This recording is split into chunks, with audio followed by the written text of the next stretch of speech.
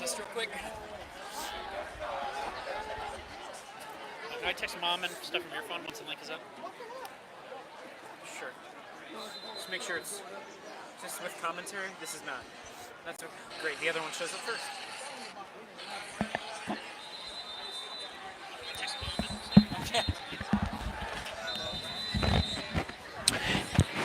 Testing, testing, 1, 2, 3. Testing, testing, 1, 2, 3.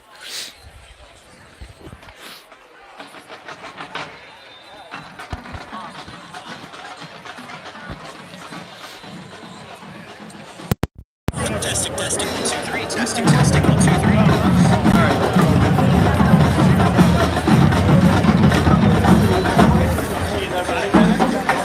They run the ball. Really?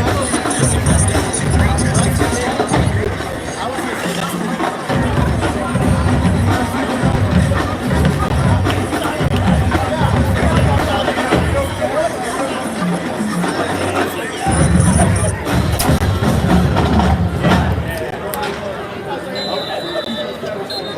Really? Is that good? Ladies and gentlemen, please rise and take off your hats for the playing of our national anthem and the alma mater.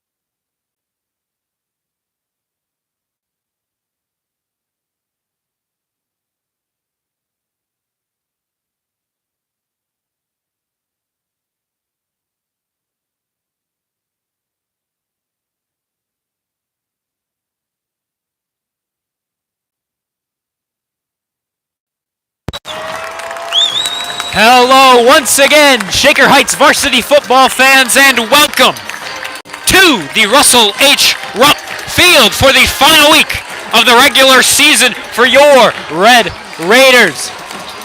Trey McNutt leads his team out with the Red Raider flag as he is set to face off against the Cleveland Heights Tigers, 26th in the state. And they are, of course, if you know Shaker Heights football, these Tigers are the rival to the Raiders. And them coming in at 26th in the state, it's going to be a challenge. But the question is, can the Raiders fare? They're 123rd in the state, but they have had some really good performances throughout this season. I spoke to Coach Nicholson at the very beginning of the season, and he was nervous. Or he wasn't nervous, excuse me. He was concerned for all of the negativity perhaps surrounding his team, and there was last in the GCC in the air, and just this Red Raider team proved all of these predictions wrong. Here they are at 7-2 in the GCC. Coach Nicholson called it the best conference in high school football in the state of Ohio. And this Red Raider football team knew what they were getting themselves into. But they absolutely competed against teams like Strongsville for their homecoming game. 23-7 was that score. And, we saw 40-13 the deficit between Shaker and Euclid. And there's another thing to point out. Cleveland Heights didn't beat Euclid as much as Shaker did. It could be a very good game for you here. The Battle of Lee Road, once again, as head coach Alex Nicholson called it. And we are set for kickoff. It's going to be the Tigers receiving it first. Their farthest back in the field receivers are back around the 10. Farther back, call it the 9. They're moving their way up a little bit. And this Red Raider sideline is amped. The students of the student section continue to file on in. It was meant to be a whiteout over in that crowd. We'll see if that stands. But these Red Raider fans are still shuffling in.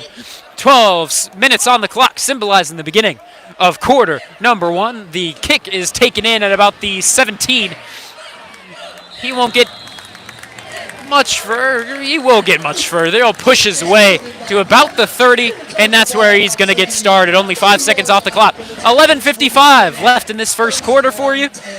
And it is, of course, scoreless, and it's a 1st and 10 for the team in white, trotting out. Now here we go.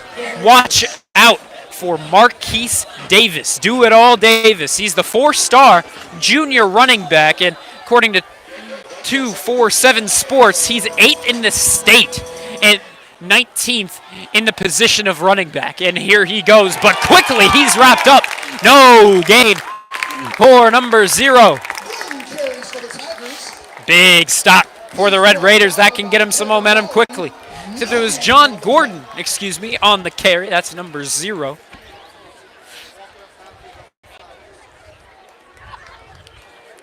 And the clock will tick on down. So a big stop quickly for your Red Raiders, but it's only a 2nd down. Still 10 yards to go. Man in motion from right to left. The quarterback keeps it. And he's not to the first just yet. And now Shaker believes they have it. Off of a fumble. Richards is very emphatic. And it looks like that's the case. 2 plays in, and Shaker already with the possession of the ball. Not exactly sure how that happened. There's a big scrum of people around the 38, and it looks like the Red Raider offense is getting to it quickly. That is huge. Big momentum gain to start us off against Heights.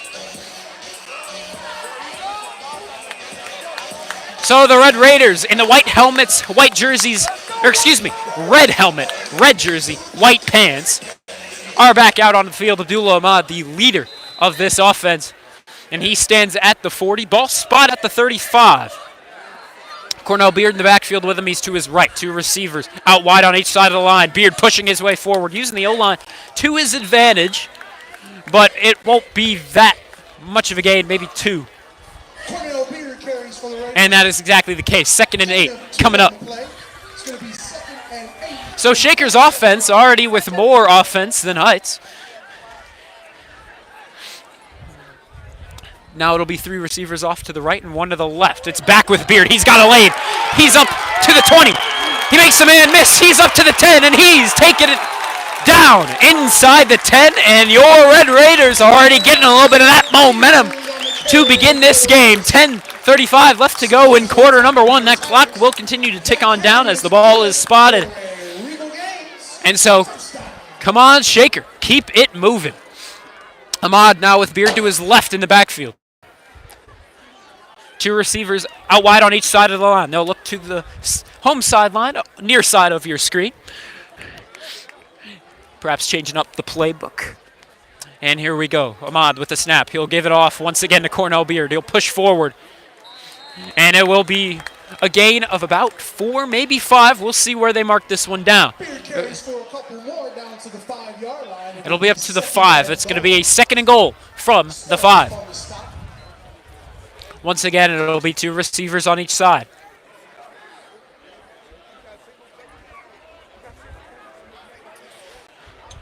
They'll perhaps call an audible once again, looking to the left, to that Red Raider sideline.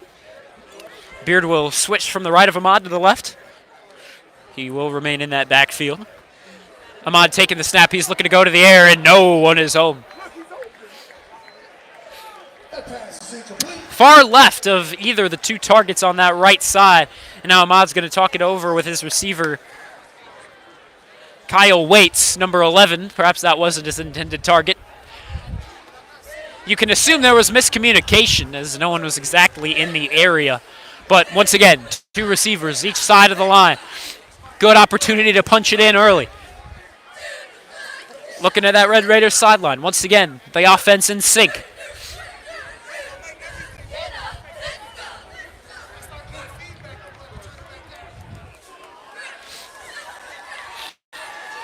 Ahmad going to the air once again. Pocket collapses. Can he find a lane? Now he's pushing forward at about the 3. And not much more than that. Ahmad keeps on out. He gets to the 3-yard line. Webb on the stop. And Shaker's going to want to get some points on this first possession. Understandably so. He'll send out the field goal unit to throw up these first points of the ballgame.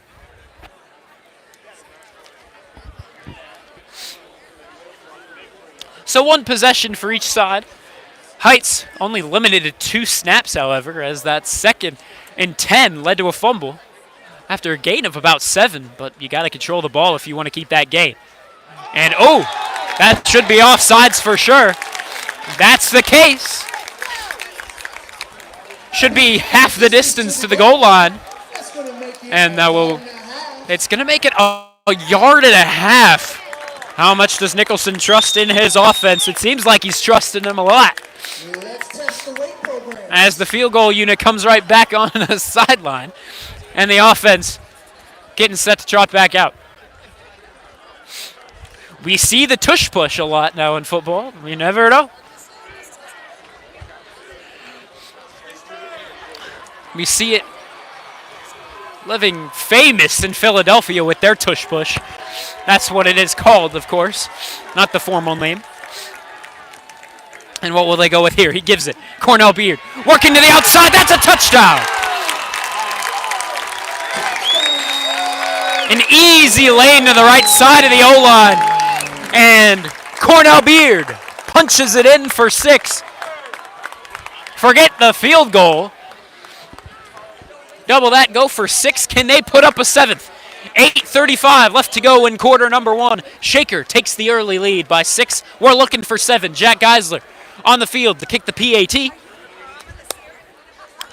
Here we go. These Red Raiders with a bit of momentum as we begin the Battle of the Heights.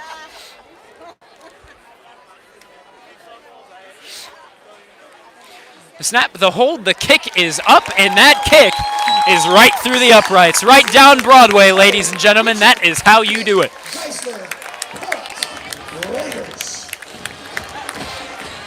So Geisler will trot back to the sideline, but he's going to have to get right back out there for the kickoff.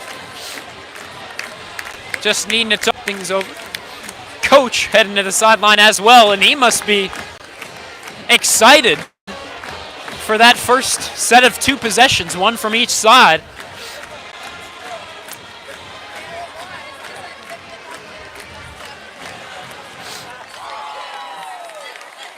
Nicholson said no matter what, his role whenever it's game day is to stay on that sideline and stay positive. Whenever you may be down 3 points, you may be down 70, but as a coach, you got to stay positive and optimistic for your team, and he luckily has been that. He said, you'll see me smiling on the sideline when we're down by 3 touchdowns. It's all about keeping your head up. And here it's number 0, working to the outside, to the right, and eventually dragged down and out of bounds. The Heights is going to get a decent starting field position. 8:26 left to go in quarter number 1. The drum line gets going in that Red Raider end zone. All that Heights has with them is a drum line here today.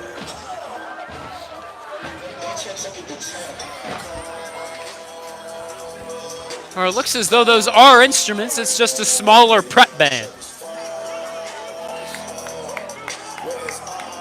7-0, your Red Raiders lead early in this one. Running it to the left side, it's Marquise Davis. That 4-star recruit, looks as though there's a flag, and it very well might be holding on the away side. Davis makes his first appearance of the night. I'm going to guess a hold against the Tigers. And we will see if that is the case. Oh, it was a sideline warning for the Red Raiders.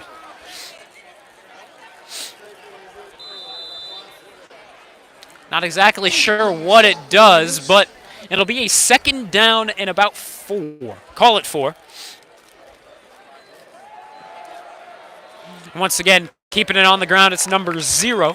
That number 0, also the return man on the kickoff, John Gordon Jr. He's only standing at 5'8", but he can run it really well, and we've seen that from that kickoff return and from these first couple of runs as this Heights offense gets set up.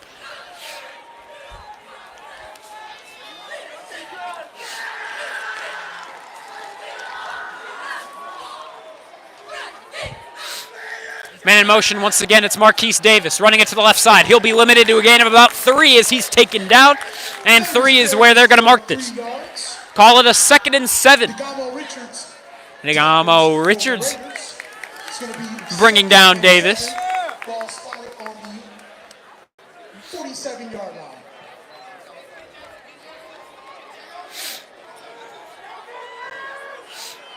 They like to stick close to that offensive line. And now it looks like we've got a couple of flags. And it's an offsides against Shaker. That'll send him back 5. And it'll send Heights forward 5, so make it a 2nd and 2. Clock continues to run. It's at 7:25 and ticking on down. Shaker's up 7, looking to keep it that way. Davis, the ball carrier. And he is, I believe, met before the line to gain, and it looks as though that is the case, unless they feel a little generous today. And that might be the case. Call it a first down. Or looks as though he's just short.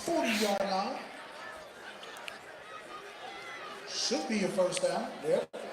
First down. And now it will be a first down. The man with the sticks finally moving. And out. Up the middle is the ball carrier. Couldn't get a number on it. It's number 3, I believe. That's Keontae Turner. Only a gain of 2.5. They'll call a 2nd and 8. 7-0. Shaker's still on top. 6:20 left to go in this first quarter of action. They're going to run it with Marquise Davis to the left side. And eventually he's taken down. Solid gain, but not enough. 3rd down. They'll mark it 3 to go. 3rd down, 3 to go. 3 yards to go. This is a big opportunity for Shaker to get a defensive stop and limit Heights to 3 points, or maybe they're just going to punt it. Maybe they'll go for it. This is where you will typically see high school teams go for it. It's going to be the quarterback keeping it. He is met quickly. Oh, my goodness. That's Steven Henderson to finally bring him down behind the line. There was one Red Raider on him, but Steven Henderson brought the heat, threw him down to the turf. My goodness. Official timeout on the field. And now it'll be an official timeout as we've got an injured man. It's a Red Raider. And so we are going to take a quick break. Shaker with the momentum. This injury won't exactly help him. Hopefully it doesn't negatively affect him too much. He is back up. It's Degamo Richards.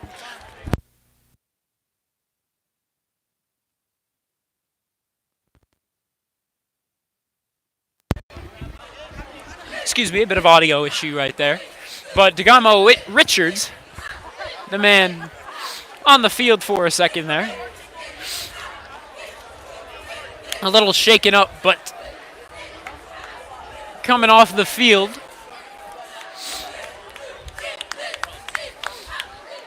So Heights yet to put the ball through the air.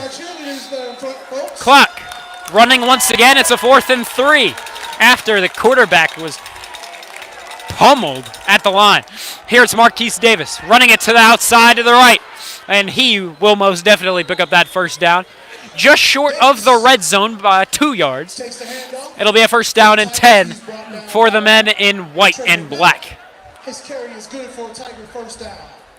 These Tigers, some good uniforms, but the specific thing to mention is the helmets. If you follow the NFL, you see those helmets and you think of the Cincinnati Bengals and their alternate helmet.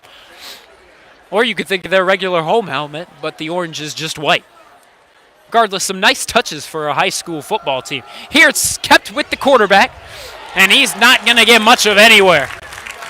Maybe a gain of 1, but it's a 2nd down and long. They'll call it no gain. 2nd and 10. On the tackle. 2nd and 10. So on what is a chilly night and very well could become a rainy night later in the evening, Shakers up 7-0. Looking to keep it that way. Here's the run to Marquise Davis. That 4-star recruit once again brought to a limited gain. Heights just doesn't want to seem to put it to the air. Short gain of 2. It's going to be 3rd and 8. Austin the 3rd on the tackle. When you have the 8th best recruit in Ohio and the 19th best running back in the nation, you're going to try and use him to their advantage, but you also got to use all parts of your game here. 13 is the line of game. You really have to have good blocking receivers. Now it's no man in the backfield. Now it's John Gordon on the jet sweep. He'll run it to the outside to the left. Will he be short? He will not be. He pushes his way forward. Good effort by Gordon Jr. His carry is good for a Tiger 1st down. Ward on the stop for Shaker. Ward, number 3, the man to eventually bring him down to the turf. And so now it's going to be a 1st and goal from the 9.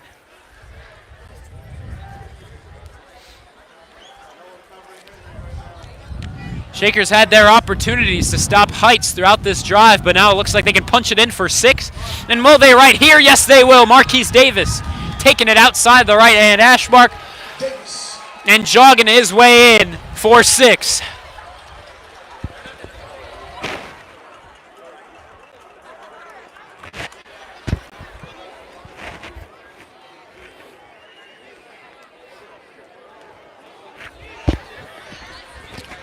A long drive, much to the displeasure of the Raiders, ends up in 6 for Heights. 12 runs, no plays through the air. And now I believe we're getting a little bit of drizzle. Not much, but just something to keep of note. Now the kick up, and the kick is good. We're tied at 7. Raiders 7, Tiger 7. We've got 3:21 left to go in this first quarter. We're going to take a very quick break as both teams get set for the kickoff. My goodness, we've got a good GCC rivalry game for you. Battle of the Heights, 7-7 our score.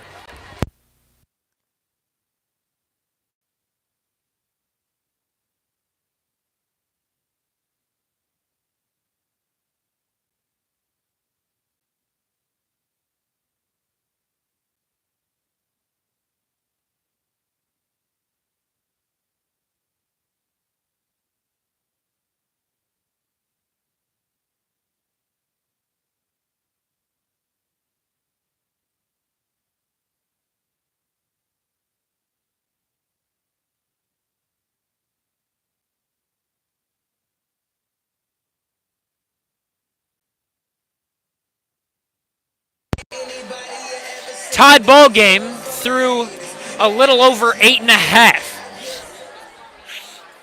7-7 is that score. Heights kicks this one away. It's taken in past the 20. And now he's taken down, getting it about the 25. It was Kai James to receive it and run it for 5. Now there's going to be 3 minutes, 15 seconds left in this first quarter of action. Thank you very much for tuning in. My name's Vaughn Ullum. Hope you're enjoying this one just as much as we are at the Rupp.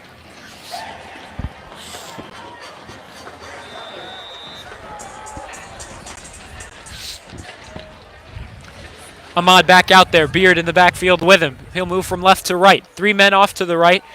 Those receivers, and 1 to the left. Here, Cornell Beard has room to run. He'll pick up the first down and some more.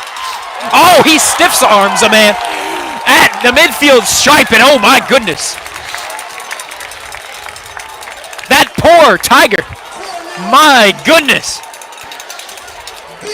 Cornell Beard with a run of about 25. Throwing a man down in the process. Hopefully there aren't any scouts looking at him tonight, because my goodness.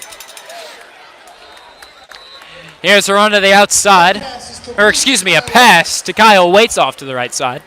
Gain of 3 on the play. Webb on the stop. The quick pass will result in a 3-yard gain. 48-yard line. 2:45 left to go in quarter number 1. That clock continues to tick on down after the completed pass. And now it's back to Beard. Run it up the middle. He's got it. More room to run. 30 up to the 20. He's still going. And eventually out of bounds near the 10. Holy cow. How about Cornell Beard?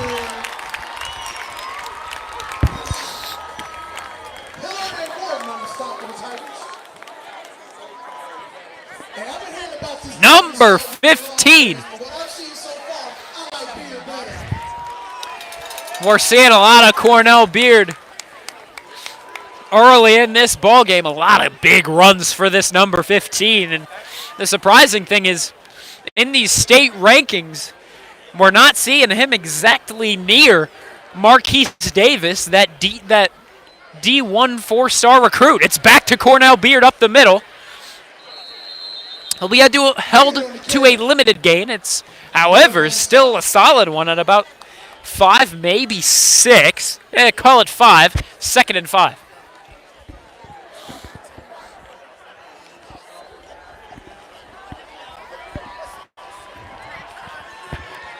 The ball's at the 10.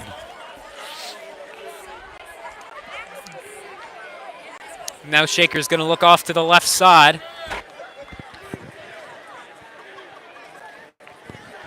To that near side sideline. We'll see what they draw up. The pocket collapsing. Ahmad just needing to go down and take this sack, but that will push him back a large amount. It's going to be a 3rd down and very long.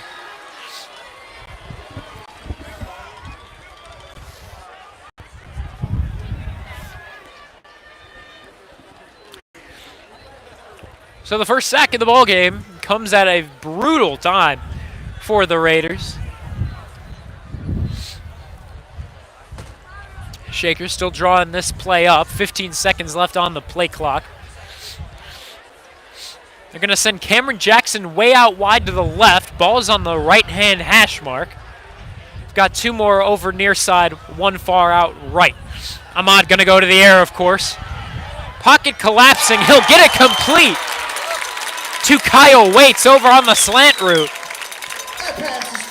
And it's going to be a 4th down and rather short. Not as short as we saw up here at our elevated spot. It looks like it's going to be a 4th down and 5. And out comes the field goal unit.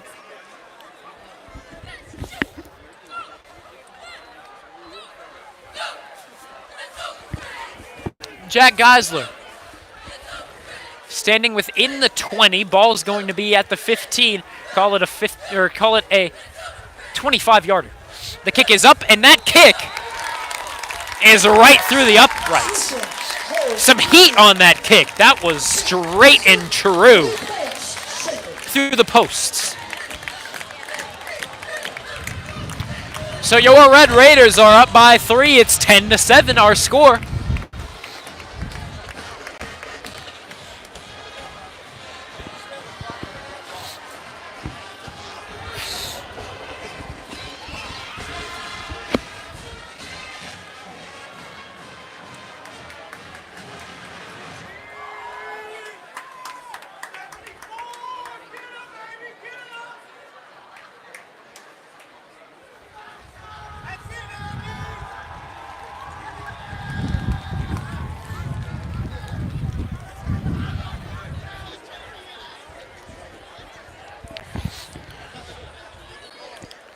So Shaker, so far faring against their 26th ranked in the state rivals, Cleveland Knights. 10-7 is our score. Jack Geisler to kick this one away from the 40. Both teams with all 3 timeouts. Clock says we are finished with that first quarter, so they're actually going to flip sides of the field. And this should be quick as they were all set up anyways, but now we're realizing that the time on the clock has expired. So we've got 12 more minutes of first half football. Stand by.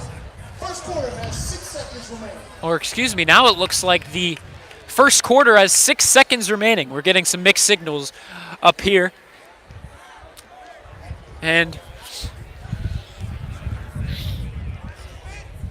so this kick return could just be it on the quarter. We'll see how Jack Geisler decides to play this. We've seen a lot of varying kickoffs from number 21, and here it is.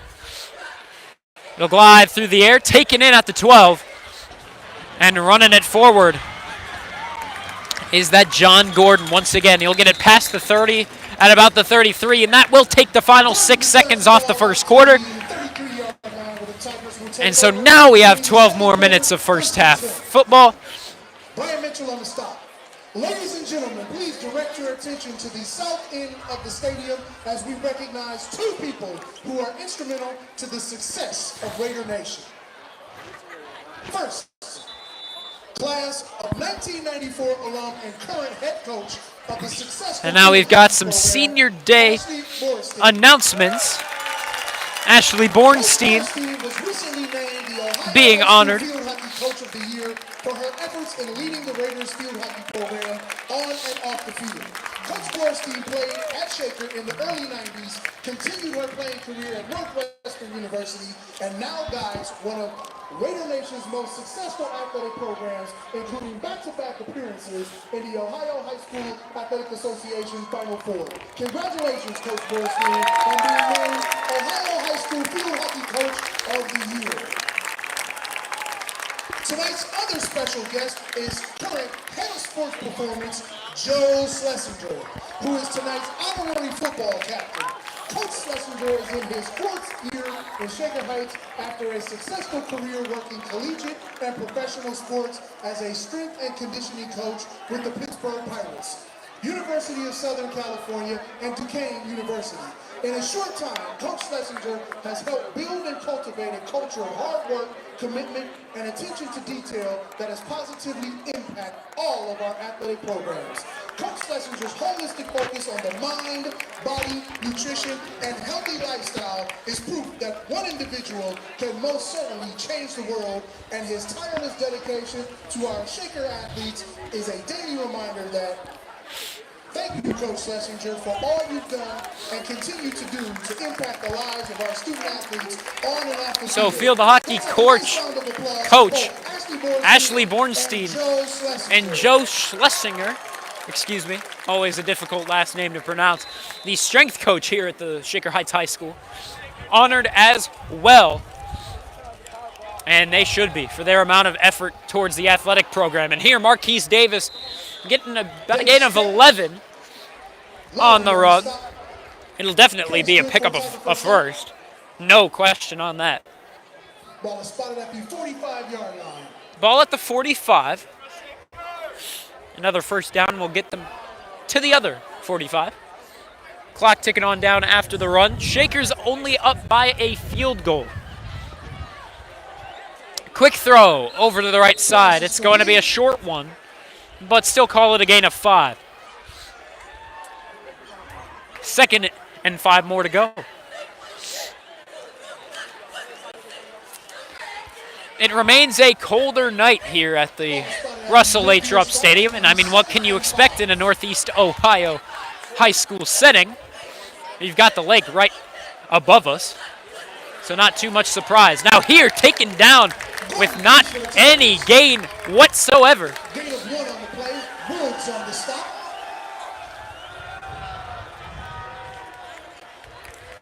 I believe the ball carrier was Gordon.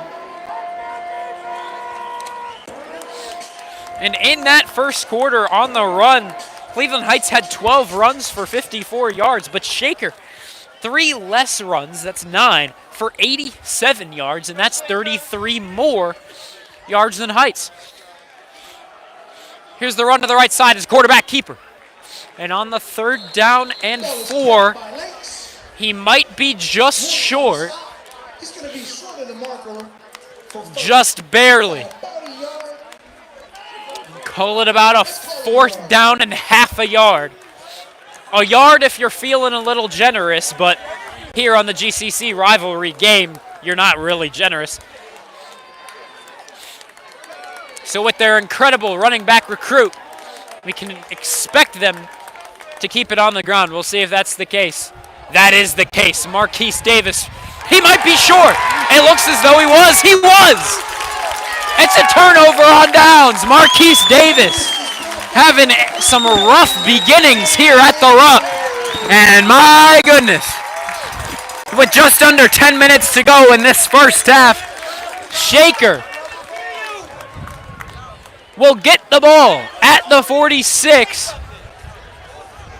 Only 54 yards to go.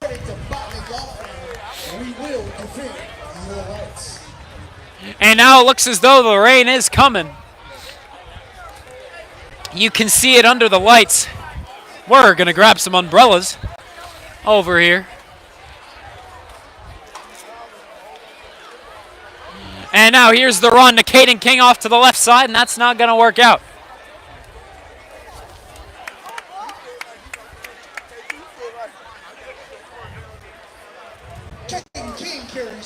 So Caden King off to the left side, getting a gain of 1. So 2nd and 9 coming up. Caden King remains in the backfield with Ahmad. He's to the right of Ahmad. 3 receivers off to the right side. That's near side on your screen, and 1 far to the left. Faking the give is Ahmad, trying to take it to the outside or at least limit the loss of yardage, but still it's not going to be pretty. The 2nd and 9 will become a 2nd and 15. Or a 3rd and 15. So now they got to go to the air if they're looking for a first down.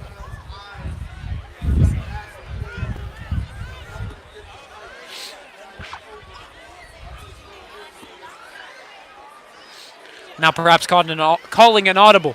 Over to that right side, the Red Raiders look in sync to that sideline. Same formation, 3 receivers off to the right, 1 off to the left. King remains in the backfield with Ahmad, and now play is blown dead. A timeout taken by Shaker on a 3rd and very long 15 yards to go. And with that, we will take a very brief break. The rain begins to fall. Perhaps it'll be a cinematic one as we conclude this one. Thank you very much for tuning in. My name is Vaughn Ullum. We will be right back. Is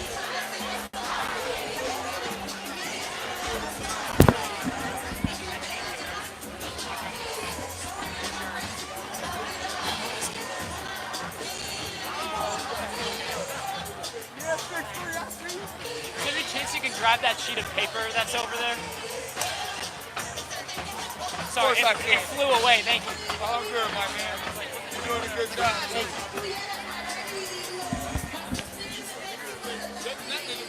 Sorry? Are you from Shaker? I'm for Shaker. Okay, you're doing amazing. Thank you. Listen.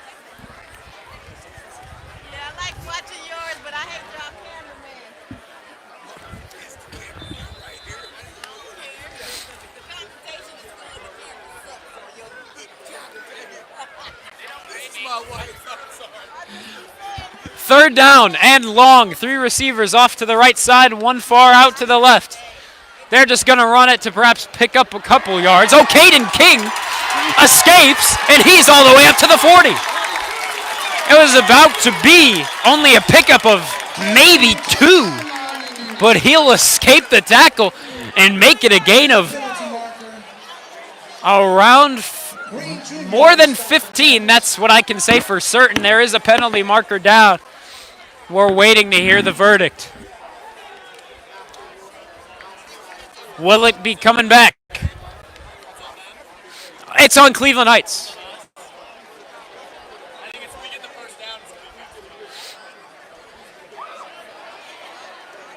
And Heights moving further near the end zone.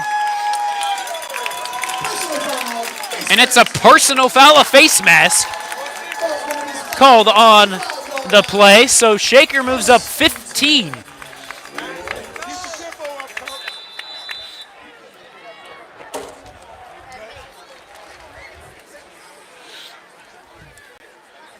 So Shaker with 2 receivers off to each side of the line.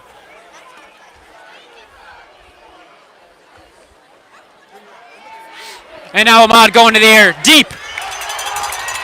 And it's unfortunately incomplete. It looked like it was going to be a phenomenal reception from number 8, Trey McNutt. But some good coverage beats him out. Some well-played defense by the man on number 8. Speaking of 8 minutes to go in quarter number 2. Shaker up by 3. Looking for more on the 2nd and 10. Caden King shifts from the left side of Ahmad to the right. He remains in the backfield. 2 receivers on each side of the line, far out from the line. Ahmad needing to get the ball out quickly to escape the sack, but no receiver exactly near. Only 4 seconds off the clock. 3rd and 10 coming up.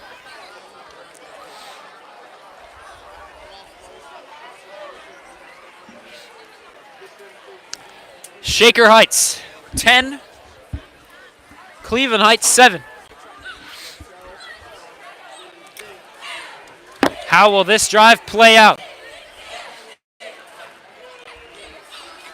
Most likely the second to last drive of the half for the Red Raiders. Here, Trey McNutt with the throw behind him. Good field awareness from the D1 recruit. Looking over behind him and over his shoulder, he'll make the grab and pick up that first down. There you go, McNutt. Was just recently offered by the 3 schools, Oklahoma, Arizona State, and Virginia Tech. Caden King with the run to the left side. Not going to get much of anything out of that run. And they'll call it no gain, maybe half a yard at most on the gain. But you're going to be lucky to get that half yard. It's that 2nd and 10. Shaker looking to make it a 10-point ball game early in this one. The rain definitely beginning to fall. Luckily, we have umbrellas protecting our equipment. 3 receivers scrunched together on the left side. Kai James, the low man to the right, but now it'll be Trey McNutt in motion over to that right side. He'll slip on the wet turf. Not sure if he was looking for McNutt or James. They were both on the slant from the right side in. And it's not going to work. What matters is it's incomplete. You're never going to want to kick a field goal in this kind of weather. We'll see if they have to. 6:52 left to go in quarter number 2. 10-7 your score. 3rd and 10 the down and distance.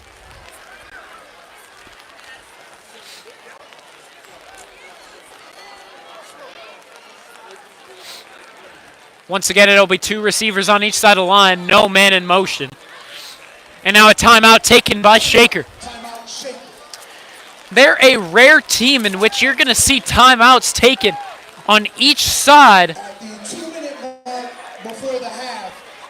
On each side, or excuse me, sorry. Shaker Heights is a football team that you will see their timeouts not preserved to the end of a half. but you're going to see those timeouts used all throughout the half when they need them, primarily for that shaker mistake. And now we're seeing some of these Red Raider fans make their way up to the arches, but the rain is really at a slant, so if you're not under the arches, you're in a bad spot, because even if you're just next to the arches, it's coming right at you regardless. So it's a 3rd and 10, 3rd and long if you want to get a little fancy with it. Shaker up by 3, looking for more. They would want to avoid a field goal if they can in this rainy weather. The band getting on their robes. Trey McNutt in motion over to the right side. Pocket collapsing. Ahmad looking over to his left. Oh, did he get his foot in?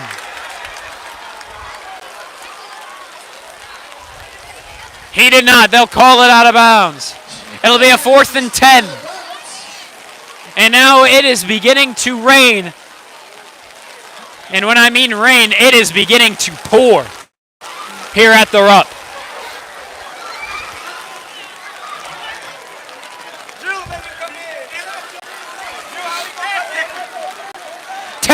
Is our score. 4th and 10, Red Raiders, and it is pouring. This rain is coming down. My goodness. He's going to the air. Abdul Ahmad looking at the end zone.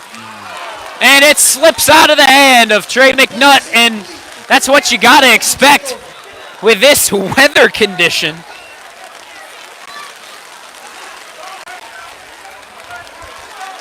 As the student section in totality begins to make their way to the arches. But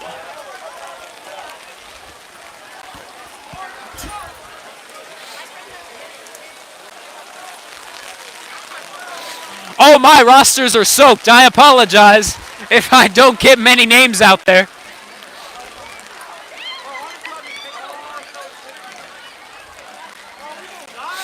Hope you like some cinematic finishes, because this very well might be that. We've got a close game with some pouring rain.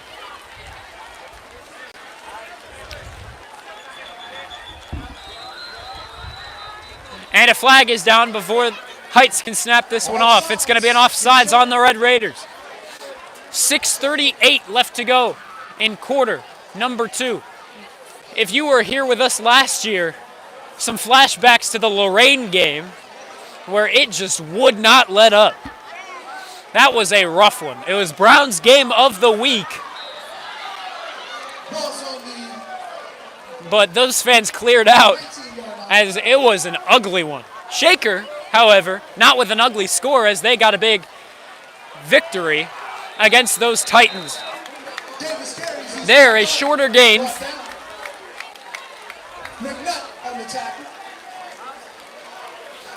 And now this student section might begin to fade away, as not many of these students most likely came prepared. They're high school students. What do you expect? 6:10 left to go in this second quarter. Here's a run up the middle now with Marquise Davis. He'll pick up the first down, and only about 3 more. A gain of 8. First down and 10 upcoming for Heights. And now it's becoming a little windier as well.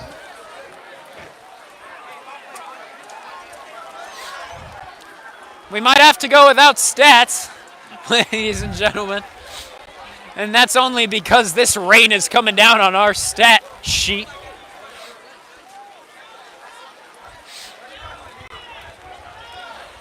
Maybe when Shaker gets their new building, they can add a press box to their stadium, but we're not there yet. Man in motion from left to right is number 14. He'll serve as a decoy, as it's just a run up the middle with Gordon Jr. The run, a small one.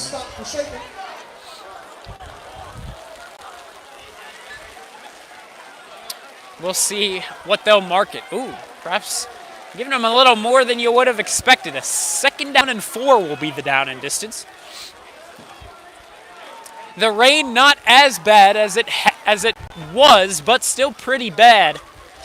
If you're looking to stick here for the rest of this one, Gordon realizes nothing is opening up to his left. He'll move it forward for the first, right up the middle as the lane opens up. On the tackle for the Raiders. Benincasa, the man to bring him down. You see him as a defenseman on the hockey team. Number, I believe, 74.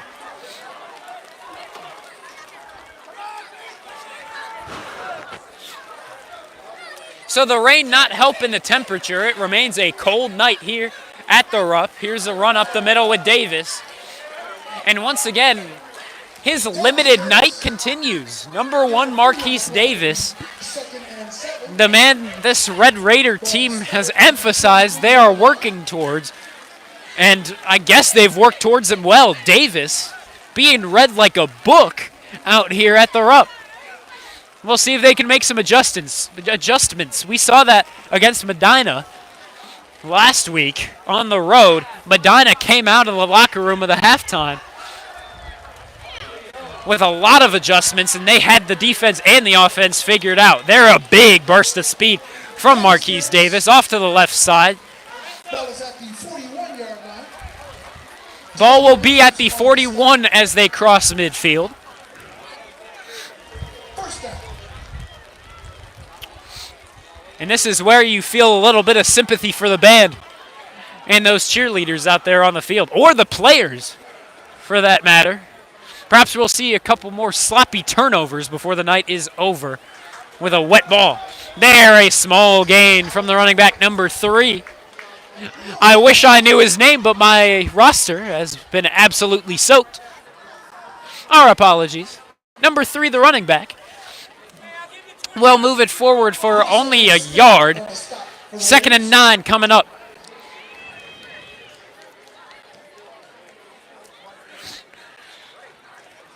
Abdullah Ahmad playing throw and catch on the sideline.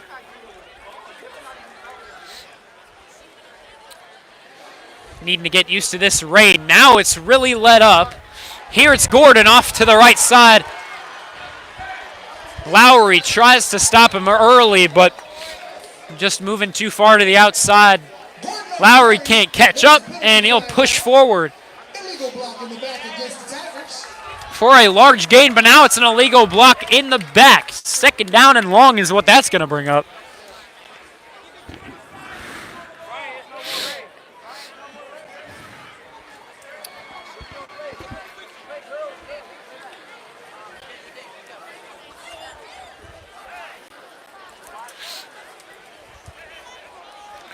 And now the rain has really let up. Discontinued in its totality.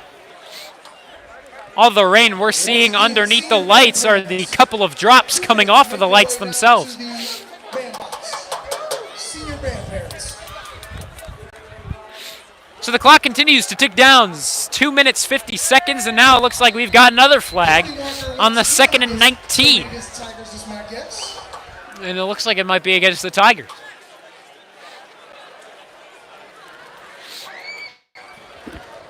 Gotta stay back. And once again, Heights moving on back.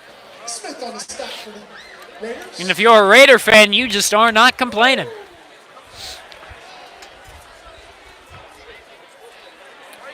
They're going to send him back another 10. So it's going to be a 2nd down and 29. That's not the position you're ever going to want to be in if you're one of those Heights players.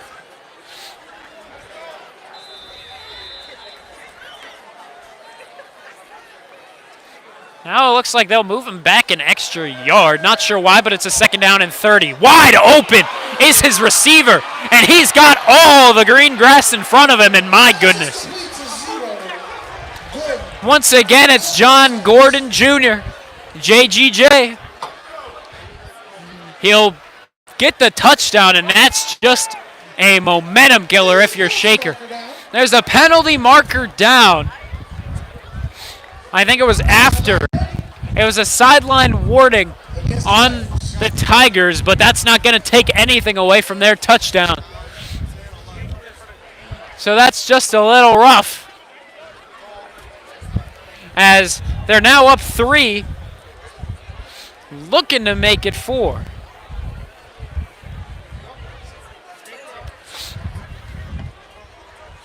We've got a competitive one for you as we've got 2.5 left to go in this first half. We'll see what adjustments are made after their time in the locker room.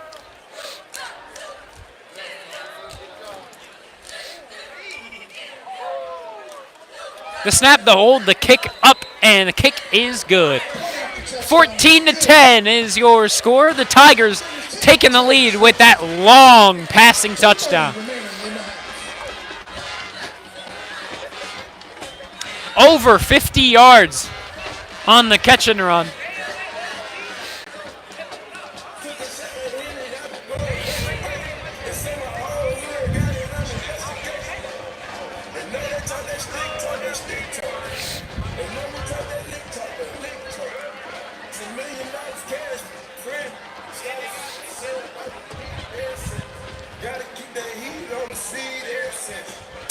Everyone at the Rupp enjoying their time without any rainfall.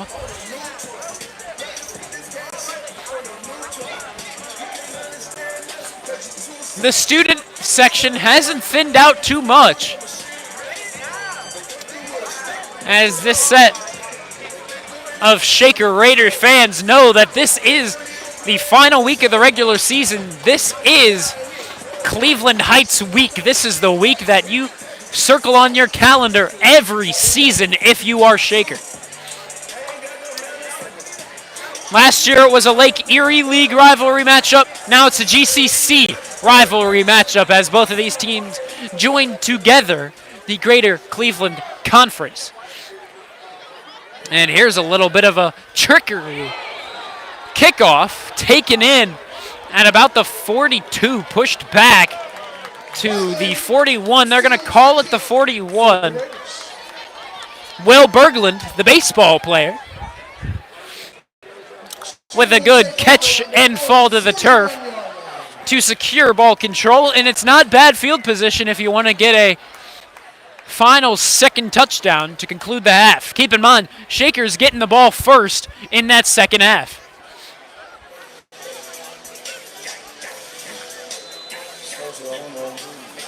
Trey McNutt heading off the field for this play. You hope that isn't a long-term decision. 2 receivers out wide to the right, 1 out to the left. This is designed like a run, and that is the case. Cornell Beard with room to run. He's up to the line again. Past midfield up to the 40 and eventually shoved out of bounds. Cornell Beard, number 15. You know him, you love him if you're a Red Raider fan. And not much time off the clock at all. Perhaps you'll want to get some time off the clock before this one expires.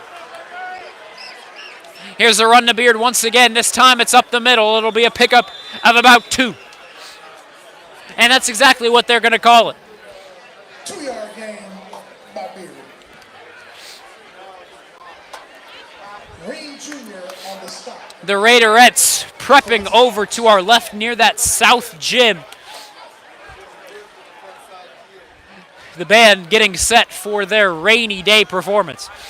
This time it's Cornell Beard up the middle again. He's dragged forward. We'll see if they mark him with a first down. If not, it's just short. But he is not. First down and 10. Williams on the stop for the Tigers. And now the clock continues to roll. Less than 100 seconds left to go. Another run to Cornell Beard. Falling forward, waiting for a whistle. Shaker only with 1 timeout. They used 1 in the first quarter, 1 earlier in the second, and now it looks like a timeout is going to be taken. Or it's an official timeout. It's a member of the Heights Tigers. Hey fans, just a reminder that Shaker will hopefully use that to their advantage as well. And draw up a play. 80 seconds left, a minute 20. However, you want to Lots of seniors today, detail so the let's hear time from all remaining of in our the seniors first and half. senior families. It's all the same, but Shaker wants to throw up some more points against this tough rival. A lot of talk about this game heading into this final week 10. Heights with their only loss coming against the New Jersey high school. And so Heights is yet to lose to an Ohio high school this season. Or excuse me, they're 8-1, not 9-1. Thank you very much for tuning in. We're waiting for the Heights Tiger to be attended to and helped off the field. Hopefully not too serious. But he still remains down to the turf. It's a second down and about 7 to go. Head coach Alex Nicholson out there as well, looking over the injured Tiger.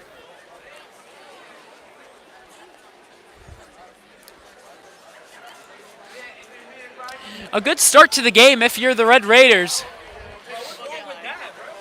Some people were predicting a shootout. Some people were predicting a lopsided victory.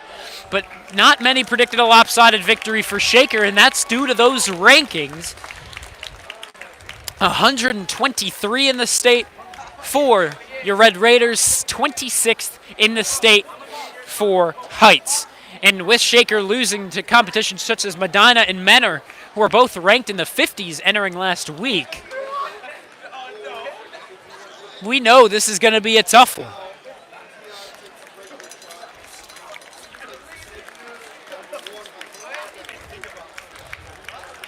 A victory for Shaker here would probably be the biggest victory for the Red Raider football program in years.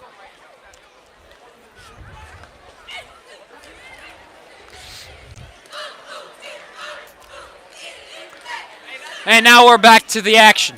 80 seconds left to go. 14-10 is our score. Tigers are winning.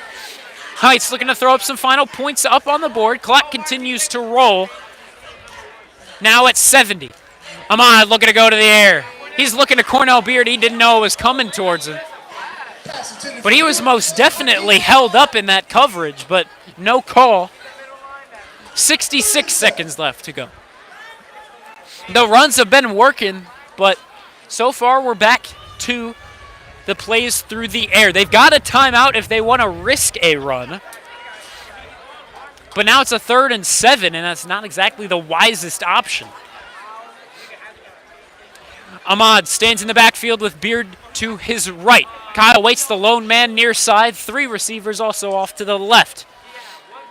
Ahmad looking to go to the air. He's looking for Kyle Waits. He's got it! Inside the red zone, inside the 10. They want to hurry this one up unless they call a timeout. Looks like they're going to hurry it up. It's going to be 1st and goal from the 9.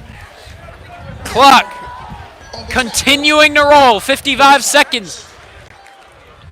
And less. 50 now. Ahmad takes the snap. He'll get it off to Beard. He'll push forward. Inside the 5 he goes. Now will they call a timeout? Not just yet. They want to leave as little clock for Heights as humanly possible. 35. Against Medina, we saw some unfortunate clock management. But now, hopefully Shakers learn their lesson. Less than 30 to go. Ball snapped at the 26-second mark. Quick throw. It's low. Looking for Colin Richards. Trying to work his way inside from the left. Good throw, trying to get it away from the defender, but Richard just couldn't get to it. And that'll stop the clock at 21 seconds. And Trey McNutt comes back in. D'Artagnan Mitchell heads off.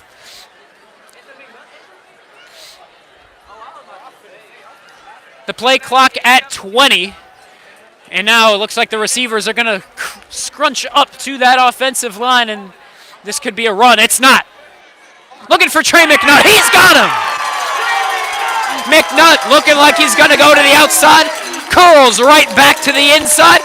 No man's on him. It's a receiving touchdown.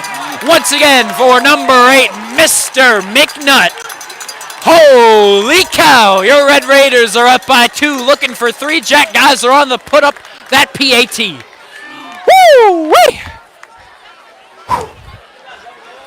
17 seconds left in quarter number 2. It's a 2-point game, Raiders on top. Looking to make it 3. The snap, the hold by Colin Richard. The kick is up. You know that kick is up, and it is good. Shaker. Raiders 17. Tigers 14. We hope you're having just as much fun as I am. It's a 3-point game. Shaker leading this one. The Battle of Lee Road, the Battle of the Heights. Whatever you want to call it. Shaker's winning it. Now, the question is, will this remain? We saw Shaker only down by 2 heading into halftime against Medina, and it was a 32-point deficit, the victory for the Medina Battling Bees. It was all adjustments for Medina. They quickly solved that Raider defense and that Raider offense and limited them to only 6 points off of a touchdown and a missed PAT. While on the other hand, Medina was able to put up a miracle of a second half. This one, a bit of a squib kick, taken in at about the 16. Now he's got some room to run. He's got all the room to run. John Gordon shakes off for his defender, and he will take it all the way. Touchdown, Gordon.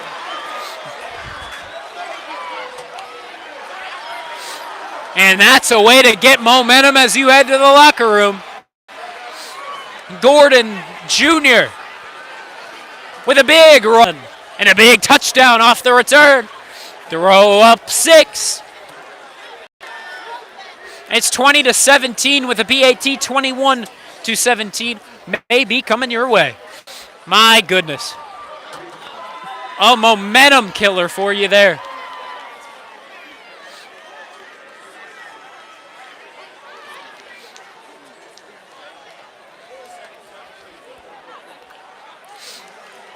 Head coach Alex Nicholson showing a little bit of frustration.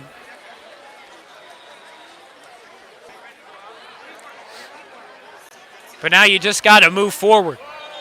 And now that's going to be an offsides on Shaker.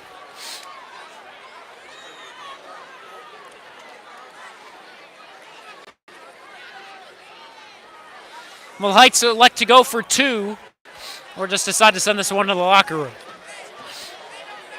They're going to decline the penalty altogether, as it'll give some more room to work for their kicker.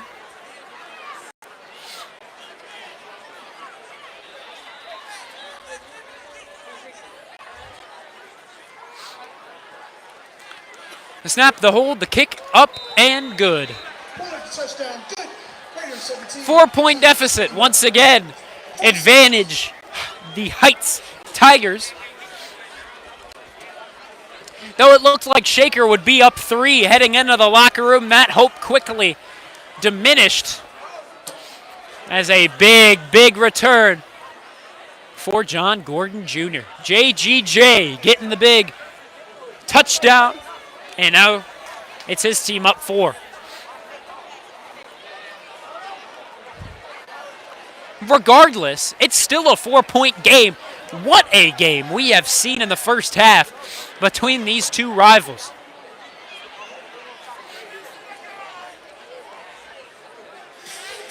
Last year it was 70-6, the final score, advantage Heights in Heights.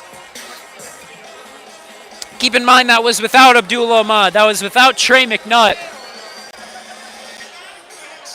And so, not exactly the same team you're looking at now. It was a 3-7 team last year. Now you've got in front of you a 7-2 team entering into Week 10. My goodness, what a football game. Even if you don't care for football, this is just enjoyable. Here, another one of those bizarre kick returns taken over by Heights. It looked like it will be advantage Heights. Interfere with a fair catch. Will they take over the ball? We will see. Regardless, they've only got 2 seconds on the clock to work with. If they want to take a deep shot to conclude. But I'm not sure any Red Raider took possession of the ball in the first place. Or just touched the ball, I suppose. So that'll hurt the Heights cause. Regardless, only 2 seconds on the clock. Heights already up by 4. I suppose looking for more at the end of this first half. But the referee officiating crew stands to the left side of midfield, huddling around the 48. And now we will see what the verdict is.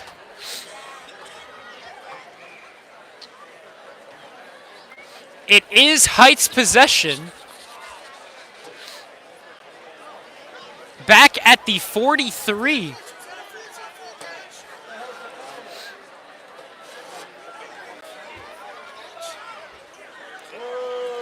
And it looked as though it was going to be a fair catch, and he interfered with him, but not the case.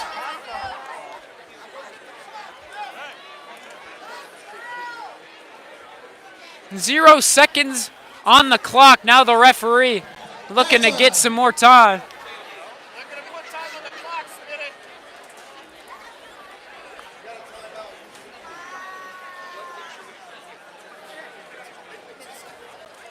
And 2 seconds put up on the clock, perhaps looking for that deep shot, looking for a long run.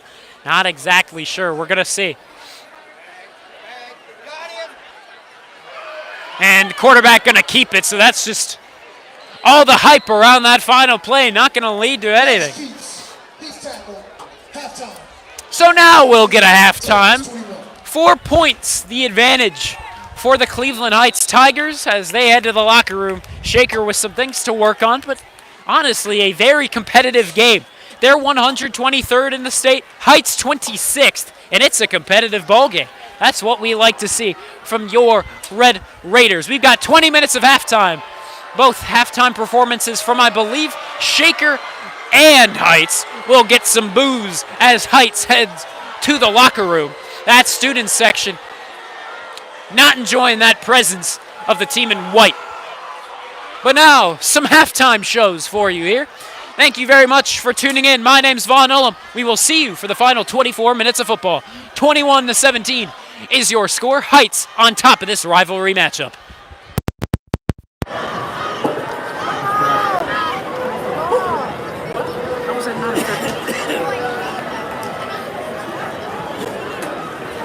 How you doing? I'm great. How are you?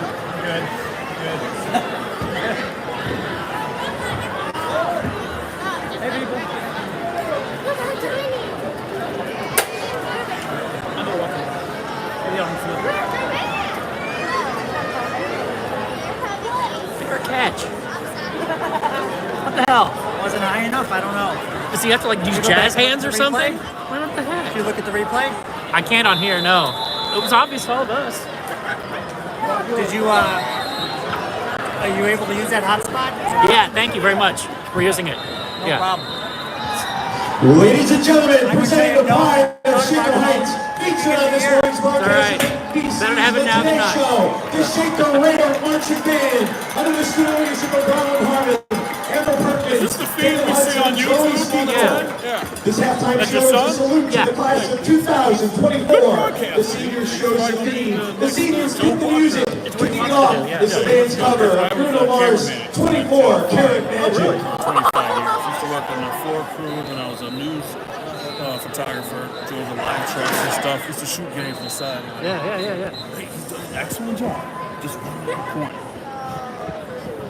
Because like when it's on TV we're watching, sometimes we don't know how to score. It's all just keep emphasizing this such and such time left. Score is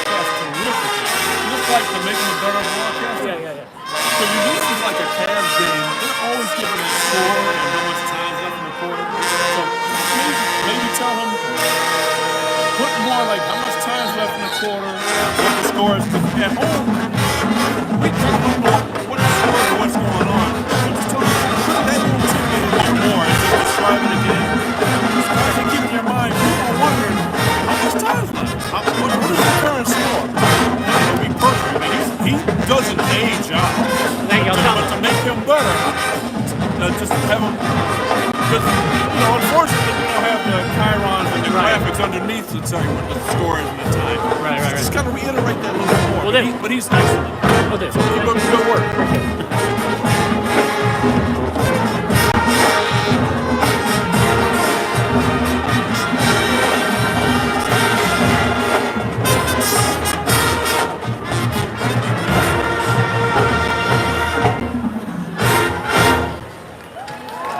We now feature our Raiderette squad under the student leadership of Liz Nankowski, Kamora Langford, Caroline Connell, and Sean Sanders as they dance to Beyonce's 2003 hit single, Crazy in Love.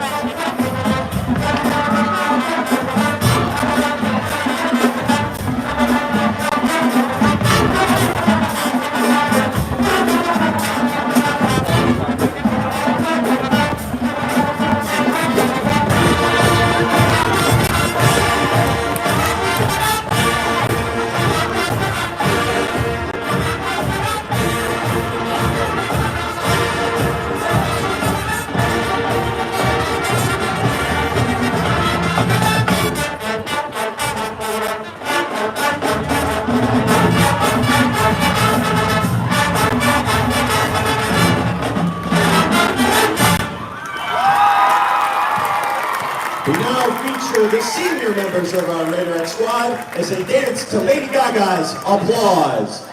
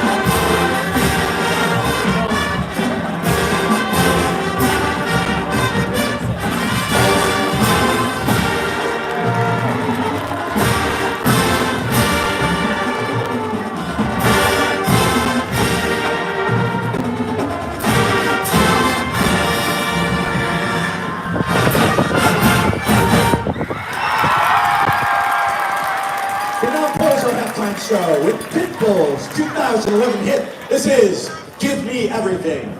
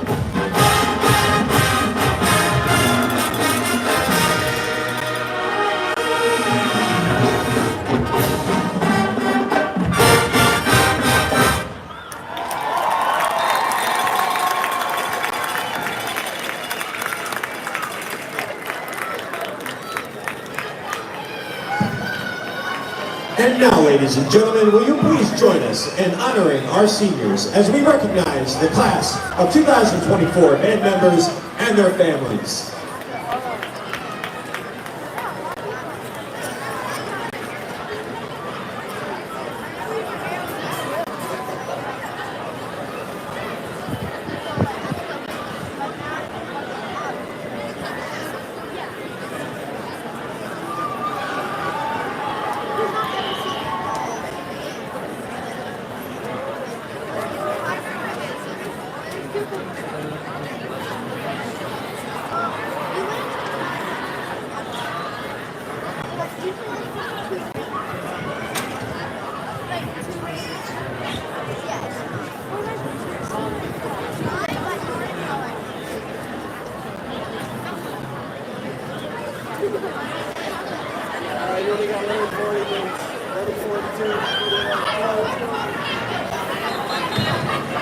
Beatrice Augustine, escorted by Sarah and Josh Augustine.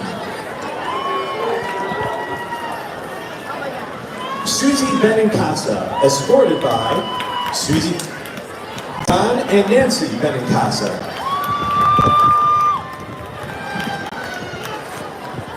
Raphael Benila Van Toff, escorted by Vera L. Benila and Walter Van Toff.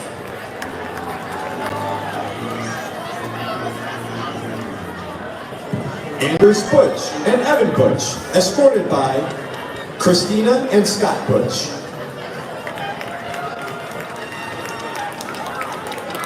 Esme Carroll, escorted by Rose Marandino and Jason Carroll. Angel Coffee Frazier, escorted by Lula Hamilton, Sean Carter, Tina Brown, and Michael Bird.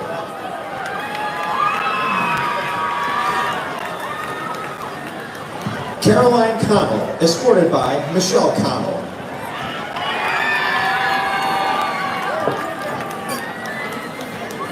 Emily Day, escorted by Beth Day, Steve Day, and Joey Day.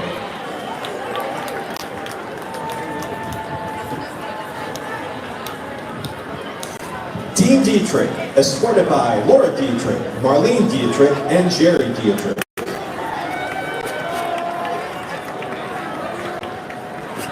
Armani Dunner, escorted by Margaret and Mario Dunner.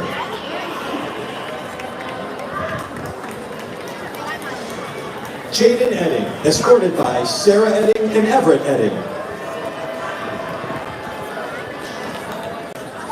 Madeline Frazier, escorted by Megan, Diane, and Tom Frazier.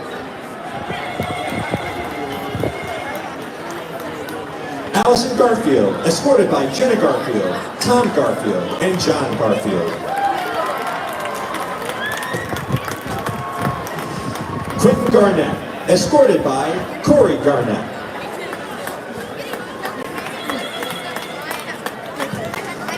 Levi Houck, escorted by Steve and Danette Houck.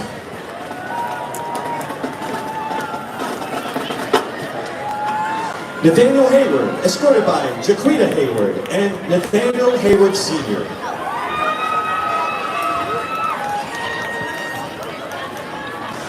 Gabriella Hager, escorted by David Hager, Taryn Brown, Deborah Hall, Ava, David, and Kayla Hager. Natalie Horstman, escorted by Yvonne and Eric Horstman.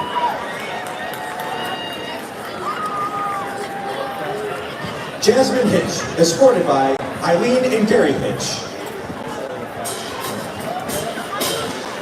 Jefferson Jones, escorted by Jefferson Jones, Whitney Long Jones, Nyla Jones, and Joseph Reeve.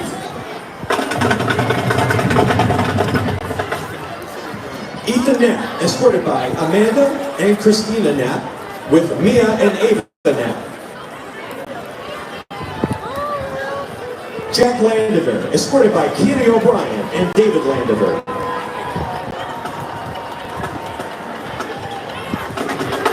Kimora Langford, escorted by Lisa and Keith Langford. Elizabeth Mankowski, escorted by Paul and Emily Mankowski.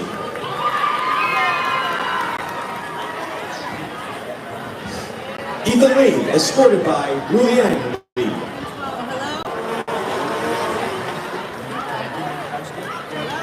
G-Boy Okoye, escorted by Ibuka Okoye.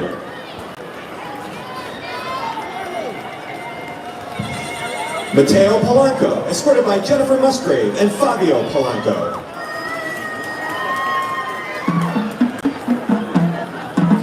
Janaya Pope, escorted by James Pope, Nicole White, Calvin White, Katrina Pope, Jalea Pope, Jamari Pope, Celeste White, and Savannah Adams. Khalees Reed, escorted by Kelly Reed and Carl Reed. With Robert Klutman.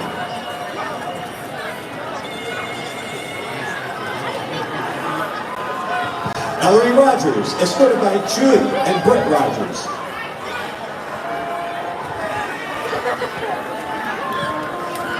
Noah Resna, escorted by Susan Bixel.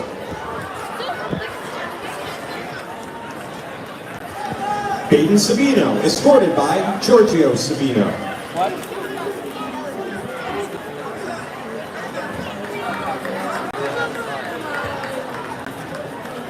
Audrey Sikevich, escorted by Naomi Hollander and Andrew Sikevich.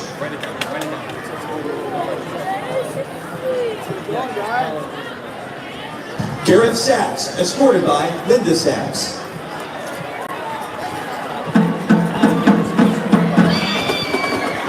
Colin Nicholson, escorted by Mohammed Nicholson.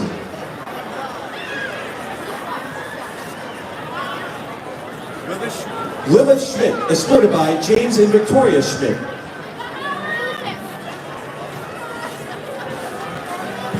Charlotte Smyers, escorted by Robin Minter Smyers and Bert Smyers. Samuel Srivastava, escorted by Sunil Srivastava and Rachel Gershman.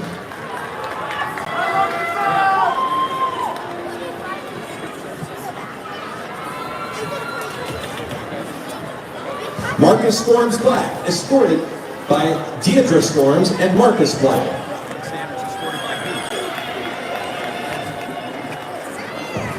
Elliot Thome, escorted by Ian Thome, Emily Thome, and Alex Thome.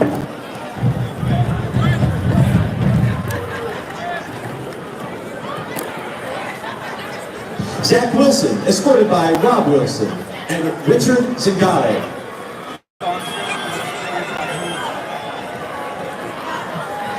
Sean Yu, escorted by Xuan Ma.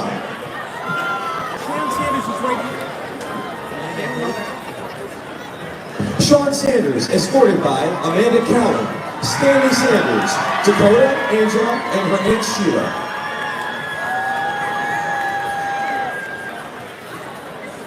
Paolo Leone, escorted by Blair, Bill, and Kennedy Hinkle. Ladies and gentlemen, the Shaker Band class of 2024.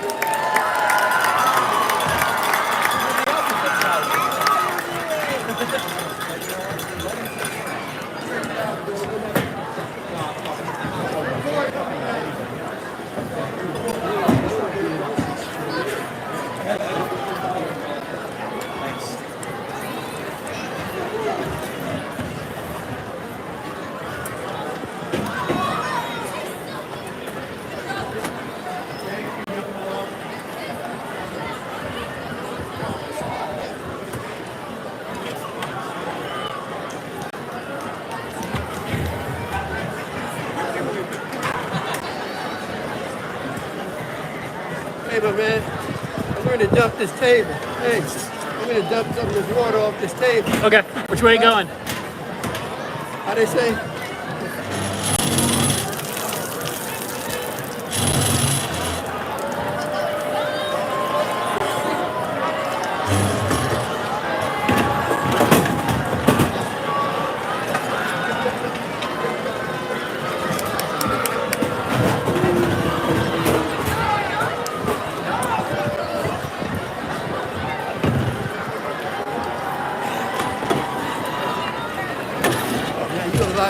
Thank you, sir. You need a towel?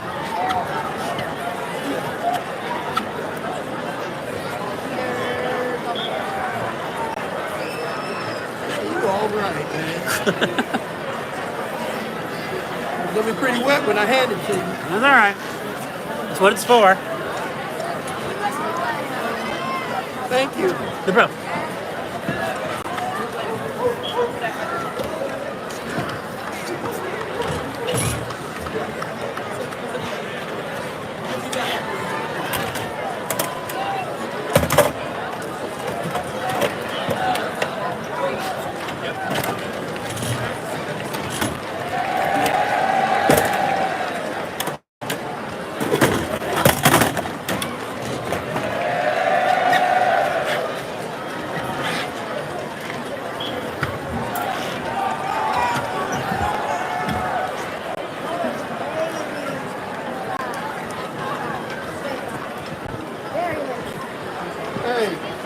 Hey, that number one, where he going to college at? Yeah, junior. What about number 0? He a senior? Well, he got blazing speed. Hey. You know this boy got all that. What do you think it is? Come on now, man. Come on now. I'm not a coach.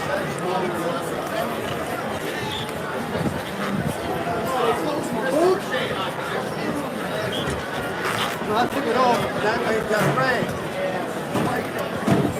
What's your time?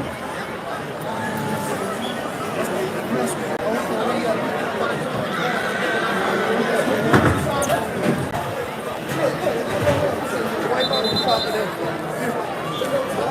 They come on, right there.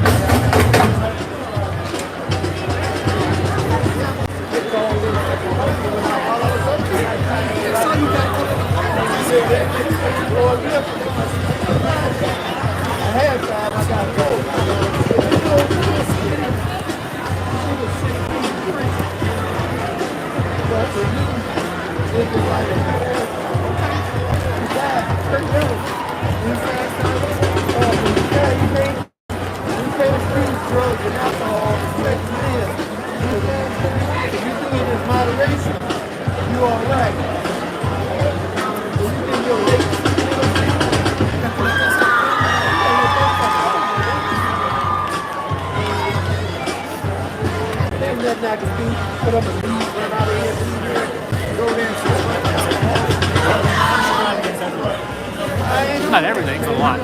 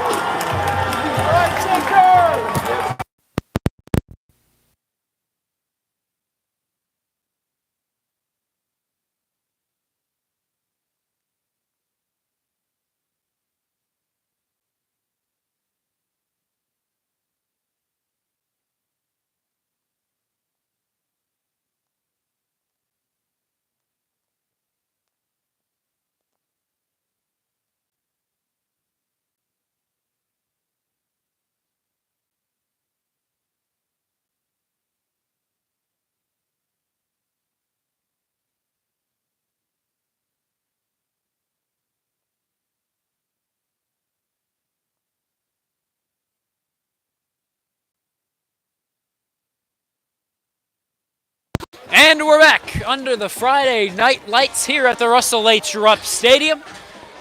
Shaker down by 4 as we enter in to the second half of action. 24 more minutes of rivalry football here in Shaker Heights' home turf. 21-17 is our score. 12 minutes for each quarter, of course. And your Red Raiders will be getting the ball first. Shaker was up 17-14 with 17 seconds left, but unfortunately a 13-second kick return touchdown brought us to where we are now. The Raiders were this close to having that momentum into the locker room, but then it was all Heights in the blink of an eye. Ball at the 40 to kick it away. They've been trying some funky kickoffs all night long, and there's a bit of another one. Taken in at the 25. Trying to move it forward, not much doing. Yellow laundry is on the field. It's thrown at the 35. We'll see what the call shall be. On the field.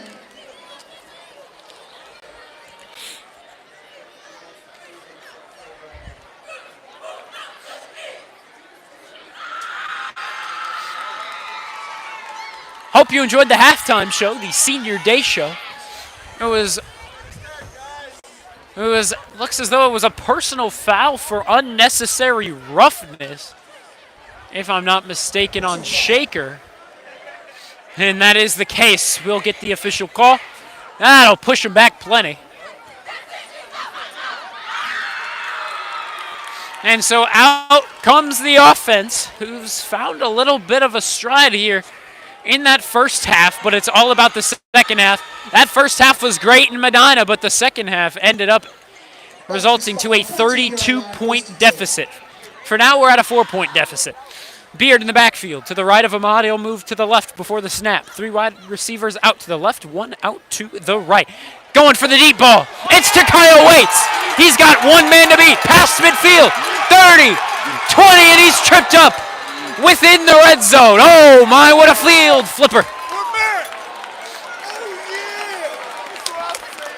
There you go. Kyle Waits. There's a flip of the field. Only 13 seconds off the clock.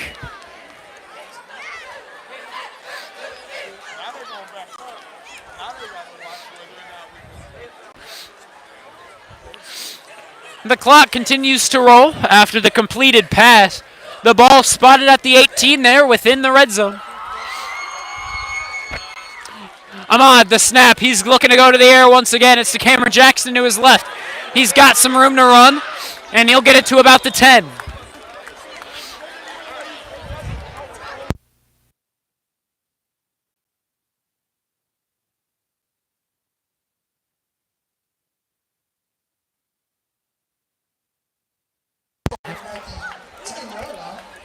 The ball will be at the 10, a first and goal from the 10.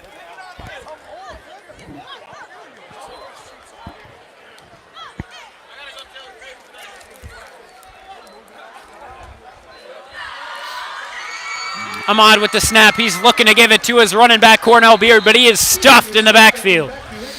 Nothing doing on the second and goal. Or excuse me, the third down. Looks as though it's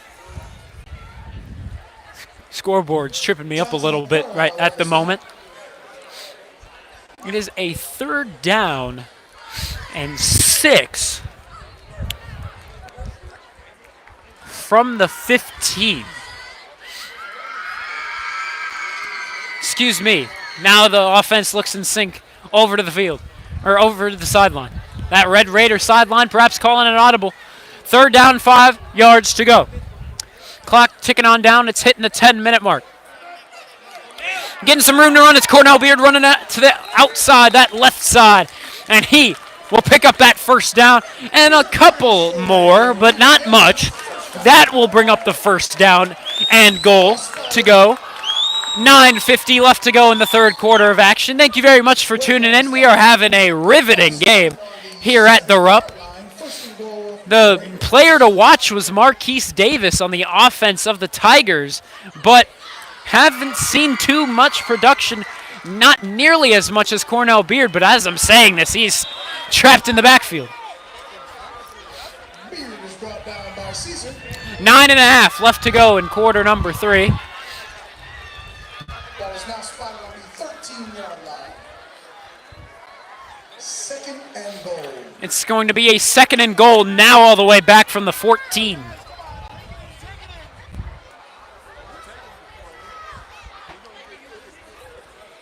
Nine minutes left to go now. 4-point game. Tigers leading. It's a second down and 13. That's the official down and distance. Ahmad going to the air. What options does he have? He has Trey McNutt. Was he held up? He was not. It'll be an incomplete, a little bit overthrown. Trey McNutt is incomplete.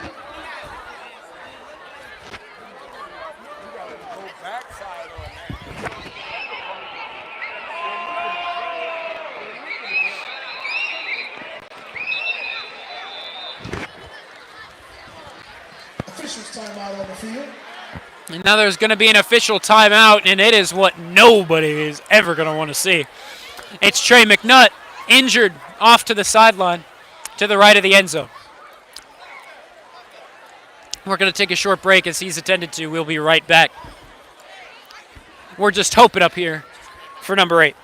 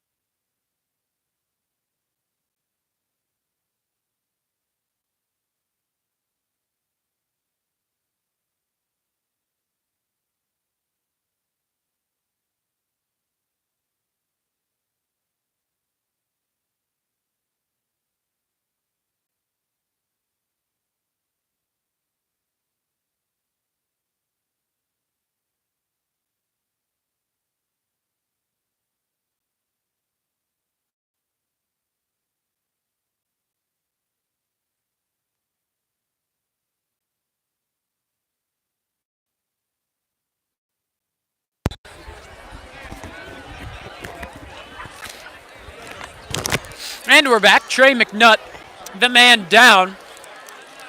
He remains off the field for this play. Hopefully that does not continue. And now here's the give to Cornell Beard off to the right side. He jukes one man, stiff arm with the left arm.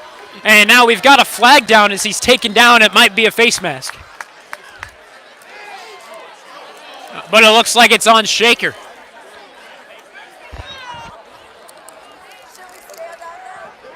Penalty marker. Lead indication was a face mask against Shaker. We'll see if the face mask for Shaker ends up being the call.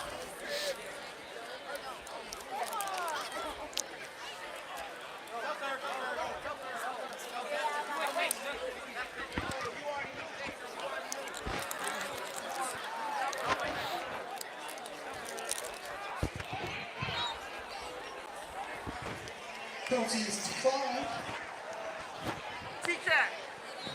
Fourth down. The penalty is declined to bring up a fourth down. And out comes the field goal unit. Jack Geisler, of course, the man to put it through the uprights. The question is, can he?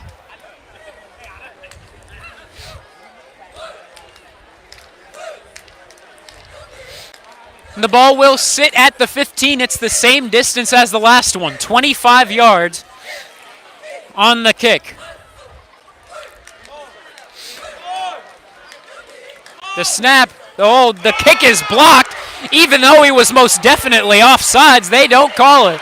And he's brought down at about the 5.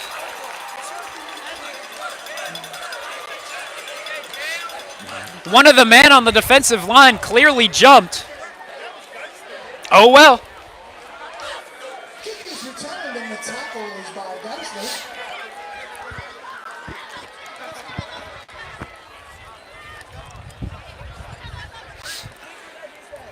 So the block kick will set Heights up at the 5. 95 to go for the touchdown. 5-yard line.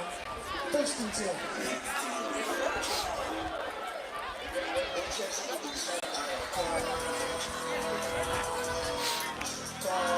You never know, a safety could be inbound.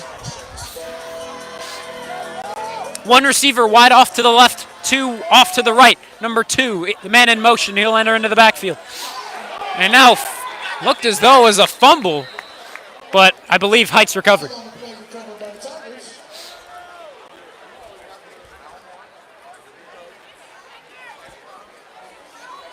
So that should set him back at least one, but it doesn't look like that's going to be the case. Second down, 10 yards still to go. Here we go. Tigers up by 4, looking to make it 11 with a touchdown and hopefully a PAT. That's going to help their cause. Picking up a first down and maybe 2 more. Richards and Woods tackle. Ball is now spotted. Call it a gain of 15. First down and 10 for the Tigers.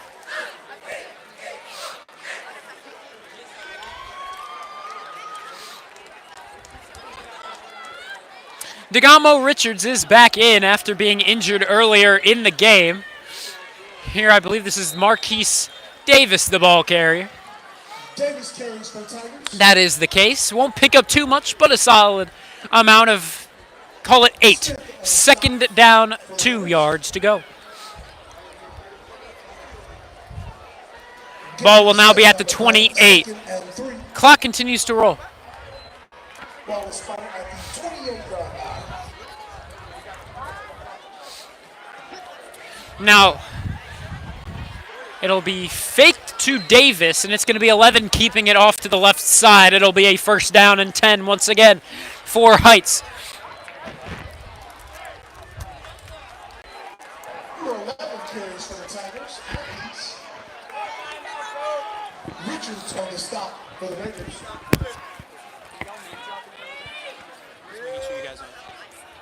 Oh, okay. Making sure you guys. Here's a run. Marquise Davis, once again to the right side, still within the confines of the O-line. Carries for the Tigers.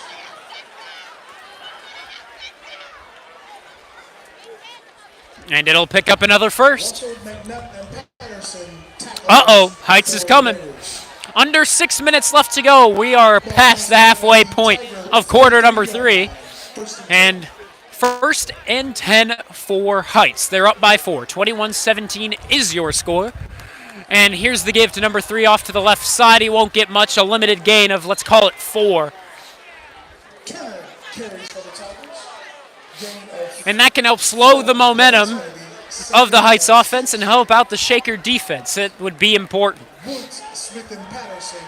That blocked field goal could mean everything, especially because that would make it a 1-point game. And if Heights was to get a touchdown and a PAT, it'd be an 8-point game and a 1-possession game for Shaker. But that's just not the case. Heights cannot score here, or else it will be a 2-possession game. Number 11 with a second effort bursts past midfield and up to the 45. For the Tigers. Atkins, the ball carrier. Pushes the ball into Raider territory.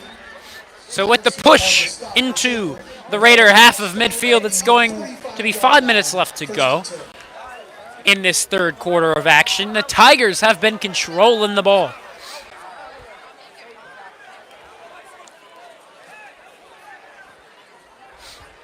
A great game for you up to this point, but Heights could pull away with a score here. Shaker's defense is working for that not to be the case. A run off to the left side. It's with number 2, DeGamo Richards in pursuit. He will end up getting there. Good hustle from number 18. He will still get a solid pickup. He'll be just short. However, call it a 2nd and 1. Second and 1. Ball's going to be spotted at the 36-yard line. Heights fumbled it earlier, and with the rainy weather, though it has held up, it's still a rainy ground.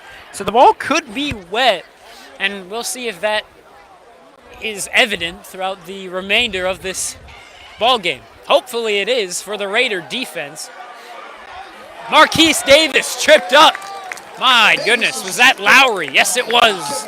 Kevin Lowry, the man in pursuit. He'll get into the backfield quickly and take down Marquise Davis. It will be a first down, unfortunately enough. He only needed one singular yard as he fell forward. Lucky to get that first down.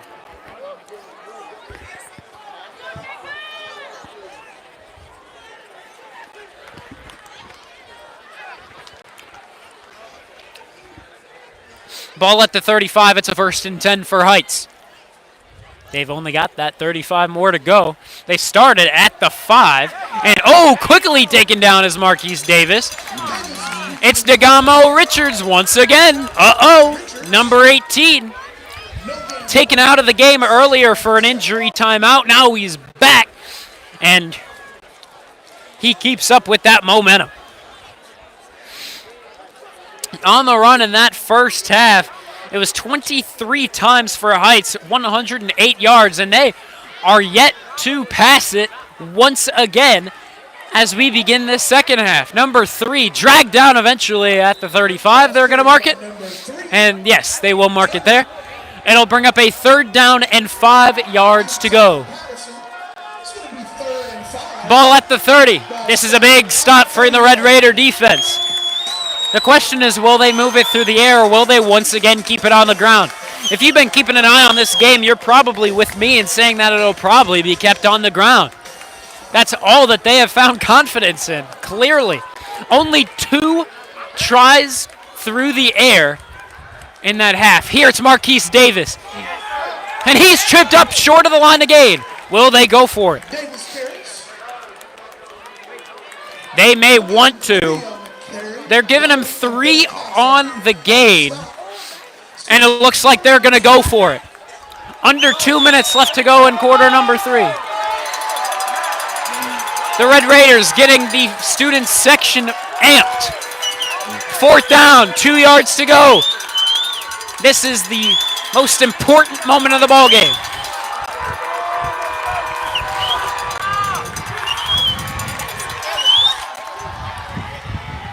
And an easy pickup for Heights.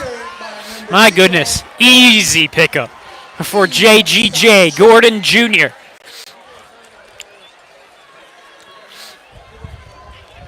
Right after the ball was snapped, you knew he'd be getting that first down and just a little more. The ball will be spotted within the 20, so Heights is in the red zone.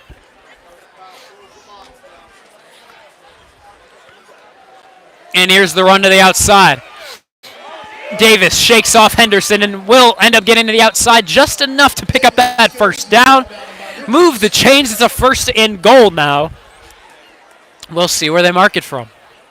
All the way back from the 5, and Heights has marched down the field with a lot of time on this possession.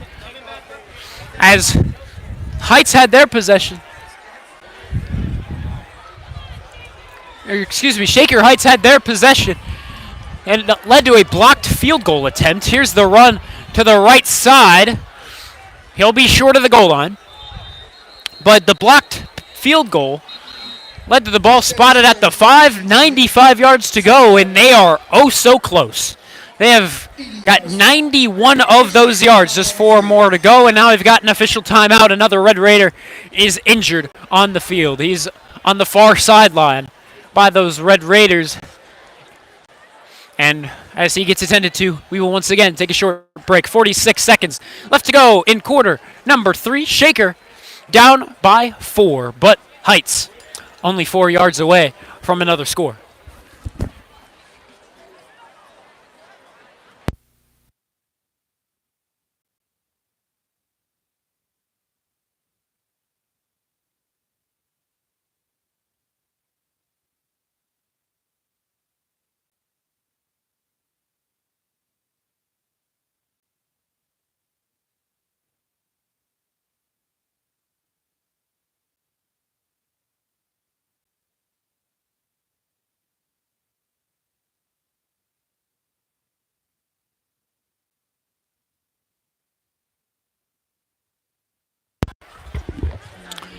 And the 16th play of the drive. 2nd and goal from the 4. They have had all the time in the world, it feels like, on this drive. Holy cow. Clock continues to roll. 40 seconds left to go. Man in motion from right to left is number 11. Ball snapped. Faking the throw, but quickly. Marquise Davis is met. Might be a loss of 1, maybe 2. Regardless, it's a loss of a little bit. As vague as that may be, it's true. The clock will continue to roll. They don't have to run another play before the end of the quarter. We'll see if they do. It does not look like they will, as the offense is trotting to the sideline. And the Red Raider defense is going ahead to theirs. So that concludes the 3rd quarter of play. We are through 36 minutes of football. We've only got 12 more for you. I'm sorry, but that's the truth. We've only got 12 more minutes of regular season football, believe it or not. Next week should be the beginning of the postseason. Shaker entering today at a 45% chance at getting a home playoff game. This game really dictates it. So, Shaker flipping sides of the field. Also, now is a good time to mention Douglas Hostin III, the junior, was the man that was injured on that play right before that 2nd down. It's going to be a 3rd and goal from the 6 officially.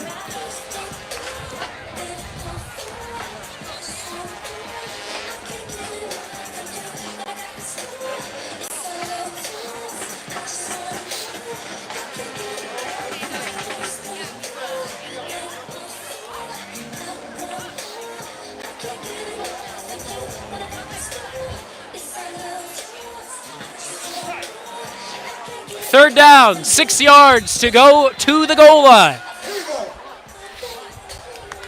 Biggest play of the game right here.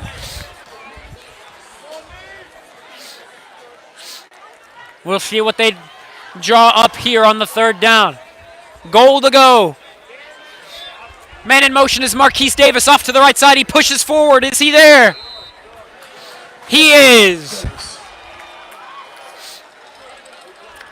6 yards on the rushing touchdown. And that is rough. A stop there would have gone a long way. So that'll put Shaker down by 10. Heights looking to make it 11 with a PAT here. On that 3rd quarter, Cleveland Heights didn't go to the air once. It's only the run, so that's what you have to be expecting. 6 runs for 91 yards. 91 yards. That led us to where we are now. Only 5 seconds off the clock on that run. The PAT is up, and the PAT is indeed good. We are waiting to see a missed PAT in this game.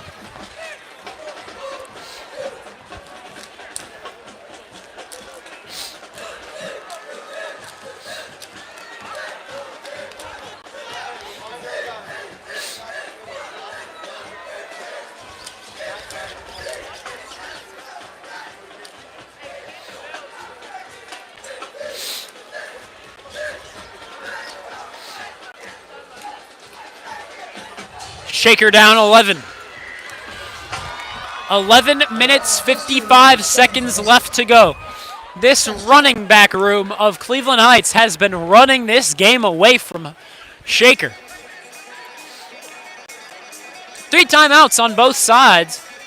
We'll see if Shaker decides to use any before they might need to burn some in a crucial last-minute scenario. Thunderstruck by AC/DC plays on the PA here at the Rupp. Here's the run up by the kicker. And it's one of those funky little kickoffs. And it's fumbled. Did Shaker get possession? Looks as though they did, and hopefully that's the case. It'll be past the 30. So, not terrible field position if you're the Raiders.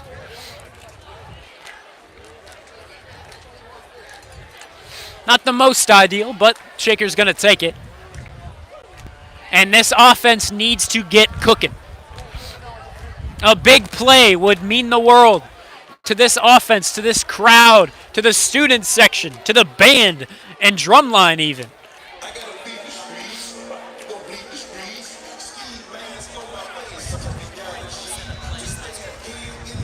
So Shaker's offense, the team that only ran 7 plays last quarter, is back out now. Here's the run to the left side, Cornell Beard, and he is stuffed before getting back to the line of scrimmage.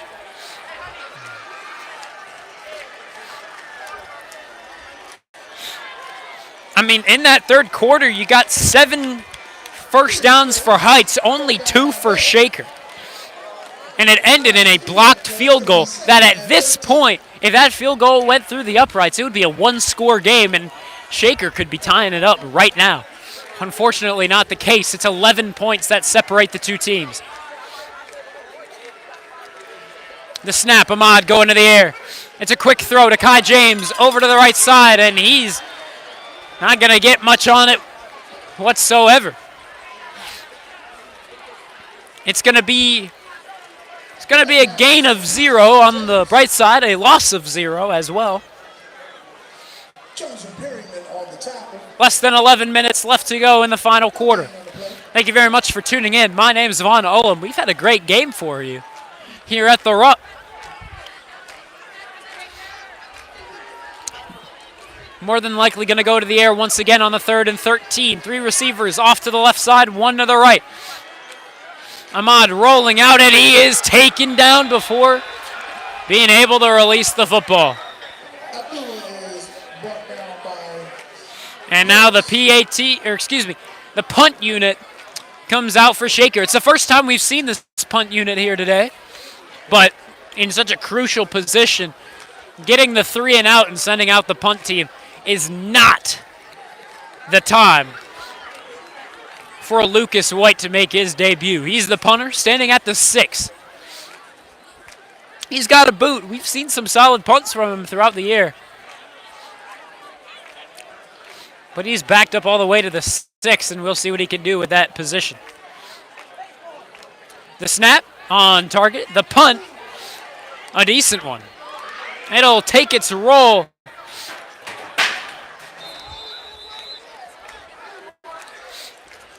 And it'll go past midfield, past the 45, and mark it the 43.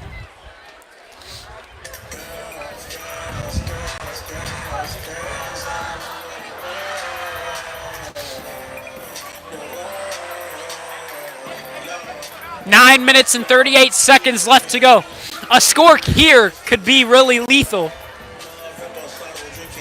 if Heights able to put it away here. That might be wraps. It's already an 11-point game. A touchdown here would make it a 3-score ball game. Shaker's defense must not allow that to happen to keep it a good game. Snapped. Oh, some trickery from the quarterback. He'll give it off to his receiver number 2. And what a big gain to start your drive, and that's not looking good for Shaker. Some good trickery from the team in white.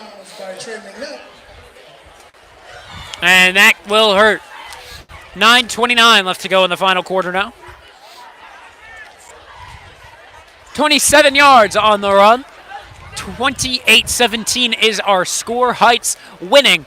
And with a punch in here, it's going to be a 3-possession ball game. Shaker just cannot let that happen. A field goal is all right if necessary. It would keep it a 2-score game. It would just need to be 2 touchdowns. Here's the run up the middle. Marquise Davis has room to run, and he's all the way in. You already know it.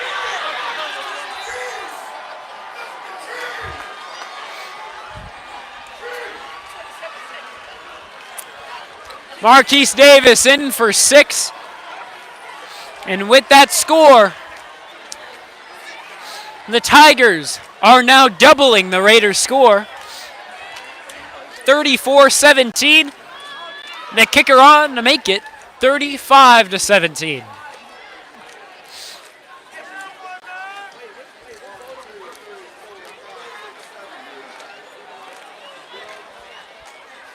It looks as though they're going for two. Not sure why.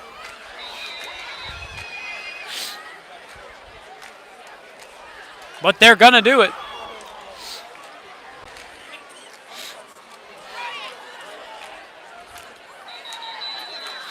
And now a timeout being taken by Cleveland Knights. So a bit of a momentum killer as a huge running touchdown for Marquise Davis puts the Tigers up by 17. It's 34-17.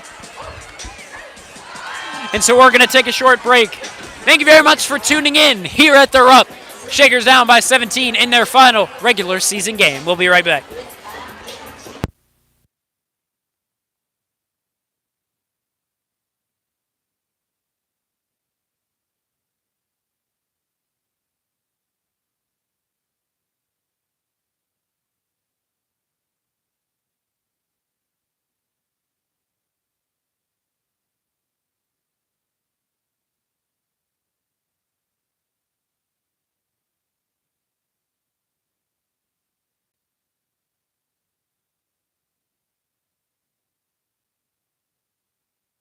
And we're back. Heights going for two, not exactly sure why, but they're doing what they're doing.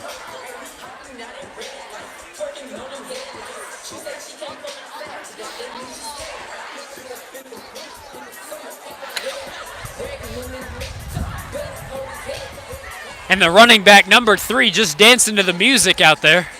He's having a fun time, and who knows, he might be the one to punch it in for 2 more.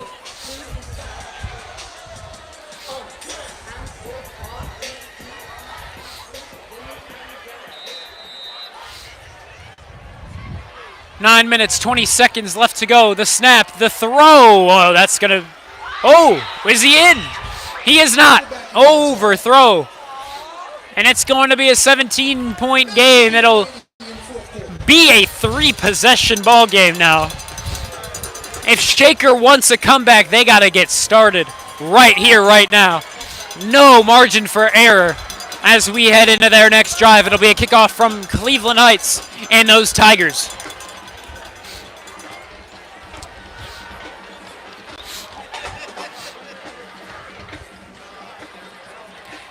$9:20 left to go. Thanks for tuning in.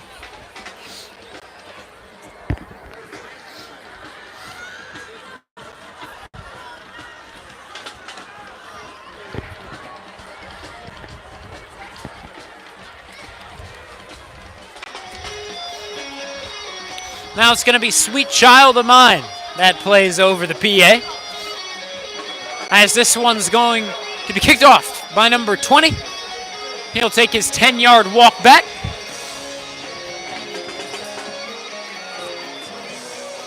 And now here's the run forward, or at least we're waiting for the run forward.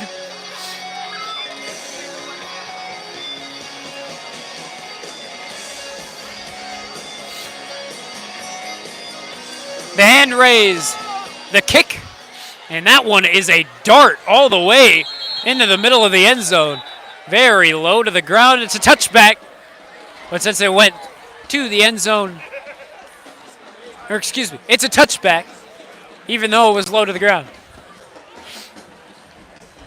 So once again, Shaker, really no margin for error from this point forward. 9 minutes, 20 seconds left to go. They're down by 3 scores. 17 points separate these two teams. 34-17 is our score. Heights has Shaker doubled up exactly. 1st and 10, Abdul Ahmad out. Leading this offense. Will they continue to go to the air, or will they use the ground game to their advantage as they did in the first half? Ahmad needing to escape the pocket. A quick throw over to Kyle Waits. It's dropped, but maybe for the better. Our offensive line has not been succeeding through this, through this second half, and it's been very stressful for Abdullah Ahmad. Ahmad, number 16, joining this starting lineup in week 3 against Dublin Jerome last season, coming in as a junior to replace the injured Flynn Block. Here, the throw. Oh, my goodness.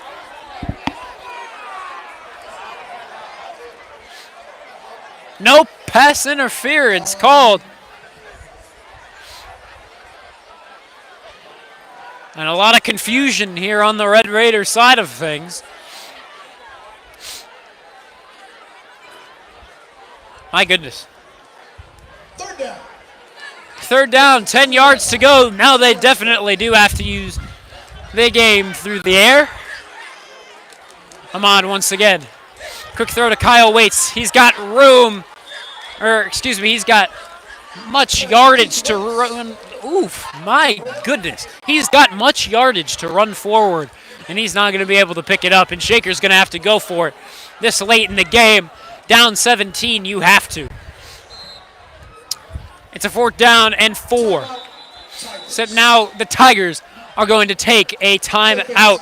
That's going to be their second of the half. One more for Heights. Shaker with all 3 of theirs, and they might need them if they really are dreaming of a comeback. We'll see. This timeout being taken. We'll take a short break. We will be right back. Shaker down 34-17.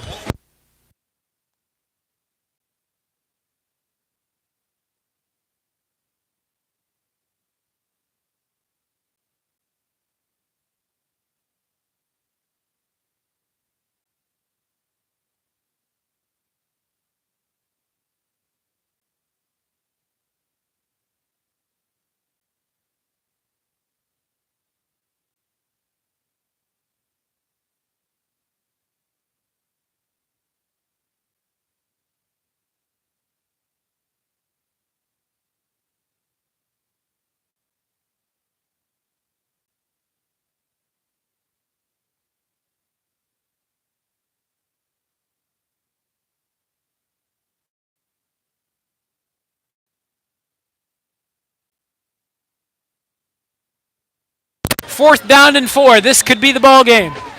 Shaker down 17. All receivers, 2 on each side, but they're all up by that O-line. Pocket collapsing. Ahmad throws it up for Cameron Jackson, and that's got to be a PI, and yes, it is.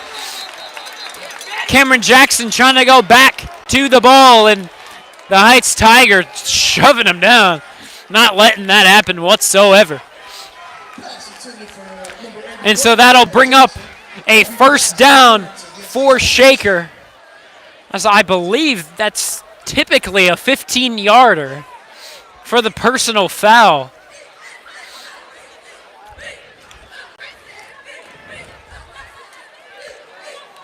Ball was at the 27, should be on the 42. That's exactly where it lies. 34-17, still our score. Now it's 8:39 left to go in the 4th and final quarter.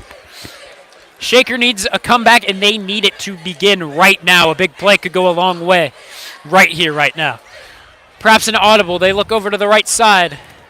In sync, they look right back to the ball. Ahmad, the snap, the give to Cornell Beard up the middle. He shakes off one man, and he'll get it up for about 4. 2nd down and 6 will be the down and distance. Stubbs on the tackle for the Tigers. Or, looks like they're going to give him an extra one. 2nd and 5, the down and distance. The clock rolling now, and they don't have too much time to waste, but they're not really playing hurry-up football at the moment. When you're down 17 with only 8 minutes left, you got to play with a little bit of oomph. Ahmad with a throw to Kai James, and in and out of the hands.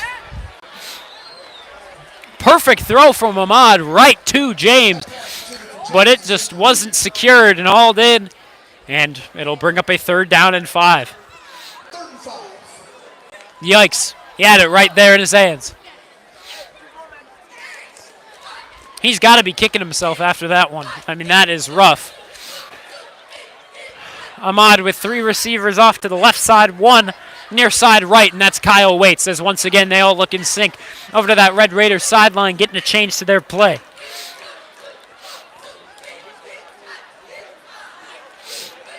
Something to note, Trey McNutt has remained out of the game after that bit of cramping. Oh my goodness! Kyle Waits with an incredible catch over the coverage. He had a man right on him. But he jumps up and he snags it right over his shoulder. He's pushed out of bounds and it'll stop the clock at 7:52. First down and 10, Shaker Heights. That's the kind of momentum that the Red Raiders are needing to pick up. 34-17 remains our score. Shaker needing to cut this one down to 10. Once again, 3 receivers to the left, 1 to the right. Now McNutt is in. Throw to Kai James. And once again, Kai James unable to hang on to the football, but he is taken down with a bit of roughness. Pass intended for James, incomplete.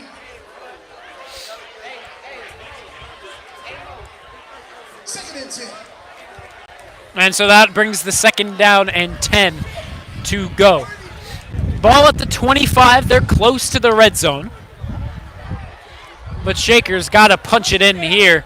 They could go for a field goal, but that means perfect football. An absolutely perfect football from that point forward.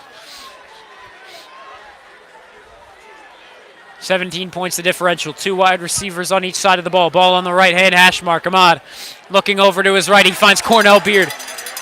He'll be short of the first, but a solid pickup. It's a third down and let's call it 8. Ooh, they'll mark it much shorter. Third down and 4. Maybe 5. Call it a 3rd and 4. A long 4, but 4 nonetheless. 7:20 left to go in quarter number 4. Shaker not hurrying up whatsoever, and they don't have that much time to get any sort of comeback.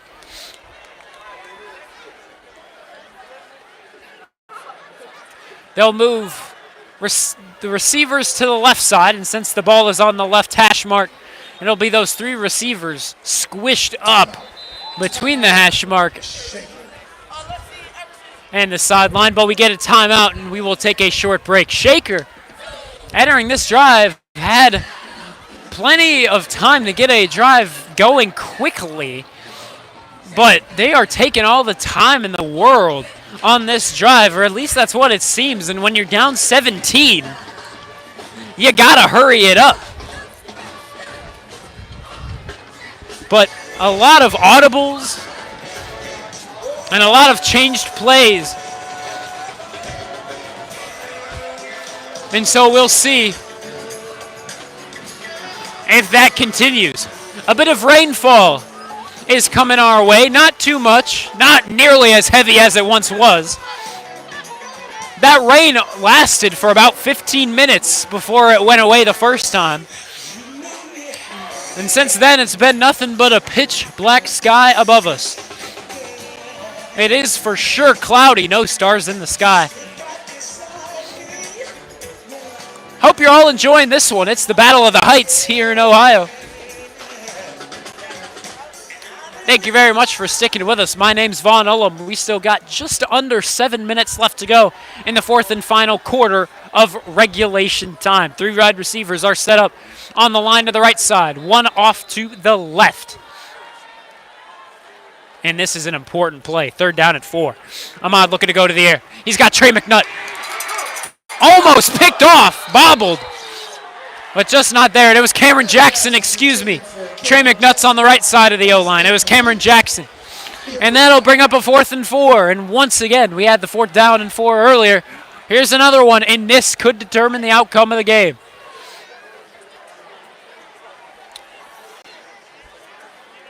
Now the referee's getting a new ball.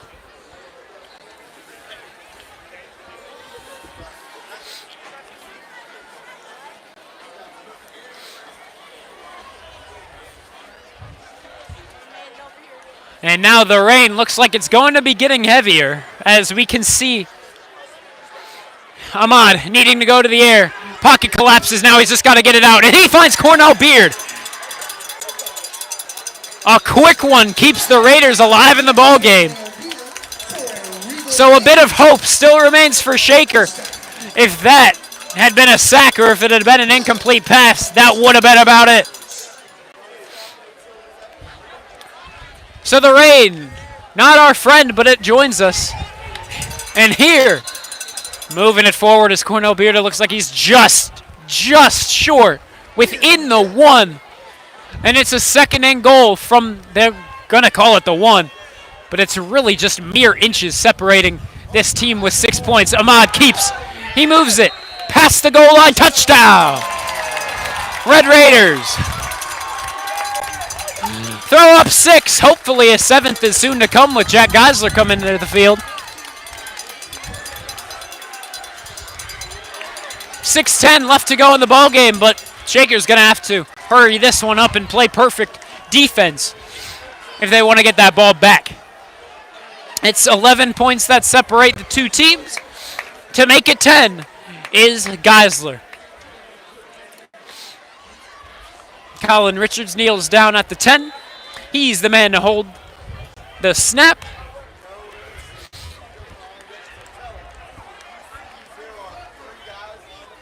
And we're waiting on the snap.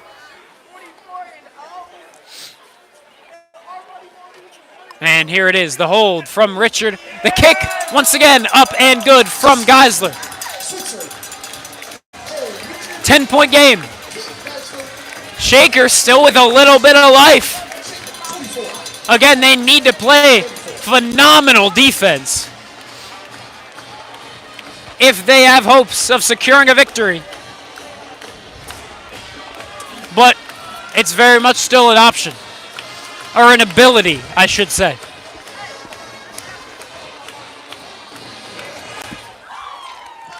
Rain beginning to fall. Looks like it's going to be getting quite heavy. Perhaps this could mean a Heights fumble. You never know. It's always fun when it's a rainy day at the football game. If you're a Browns fan, you deal with bad weather at football games all the time. And that includes snow as well.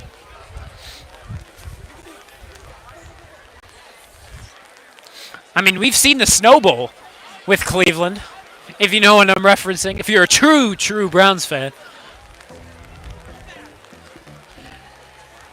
And now 6:10 left to go in the 4th and final quarter.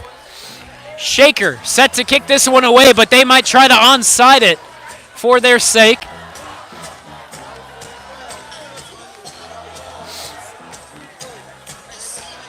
And that poor Shaker Heights band been getting drenched all night.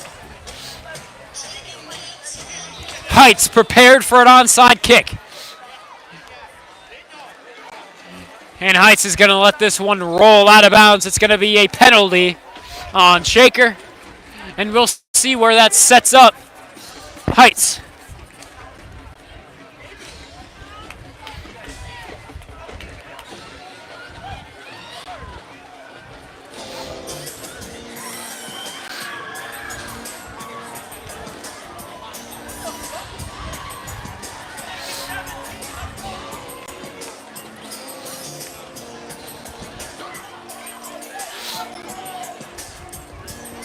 Heights up by 10. They have the ball spotted at the 37.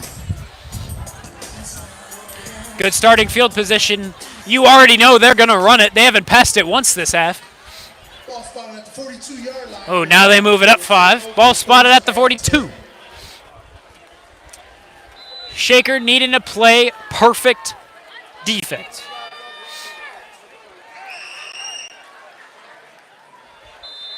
It's going to take a lot of effort, but they're going to need to do it. Now a flag down.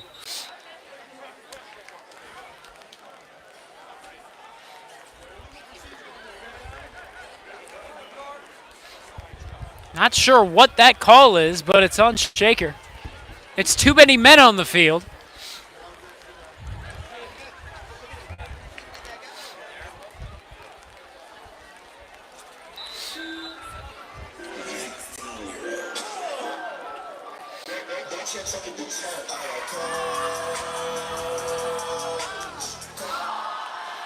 And here's the run to number 0. It's Gordon once again, and he's got nothing but room to run. McNutt, I believe, is in pursuit, but he's got nothing to do with it. That is not what I meant by perfect defense, as Gordon goes all the way for the 58-yard touchdown run. And holy cow.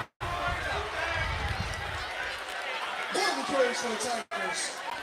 Touchdown. 40-24 is what that makes it. The 58-yard run.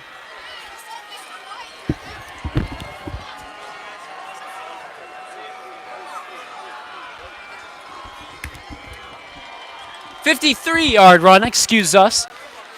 Forgot about that. Too many men penalty. Ball was moved up to the 47. It was a 53-yard run.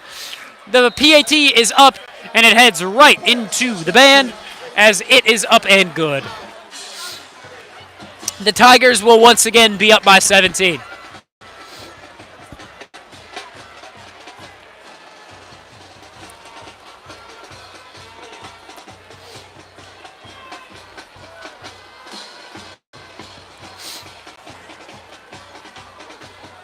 Thank you very much for tuning in. My name's Vaughn Ullum. We've got still one half of this final quarter left to go. You never know. Football is a crazy and unique sport. Shaker could come back. Let's just say it's not really likely. You never know. Ball at the 40 for the kickoff. And the kicker number 20 is going to take his 10-yard walk back. And that's something actually quite interesting to note. We see all of these kickers that Shaker has gone up against. We see all of them take a 10-yard walk back for their run-up for the kickoff. But Jack Geisler only takes 9 yards back. Something interesting to note. One of those wacky kickoffs. And there's a fumble. Shaker should recover this one. It was close, but Shaker will be getting it. That might be something they need to practice heading into this week of before that football postseason bracket. Let's give a shout out to all of the senior parents. You deserve some love too, senior parents. Thank you for your hard work and dedication. 5:55 to go in the fourth quarter. It's been a longer quarter than at least the third quarter was. Only 2 possessions. One per side. Shaker led to a blocked field goal. Heights didn't end up scoring because they scored at the very beginning of the fourth quarter. That's right. That drive went all the way into that fourth and final quarter. I believe that was over 16 plays, maybe 18 was the number. And Ahmad going to the air. He needs to roll out himself. Now he's just going to take off himself. And he will not slide, so he is shoved down. After a gain of about 5, maybe 6.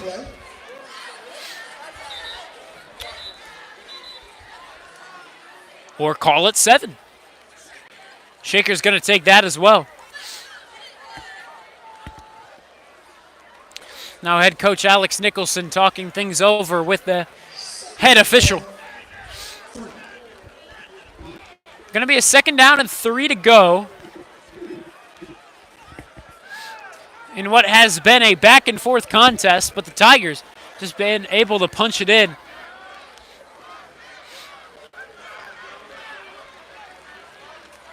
More consistently throughout this second half. And this team has been a first half team, these Red Raiders. We saw this in Medina. Shaker was only down 2, and it ended up being, it was a 2-point game heading into the halftime.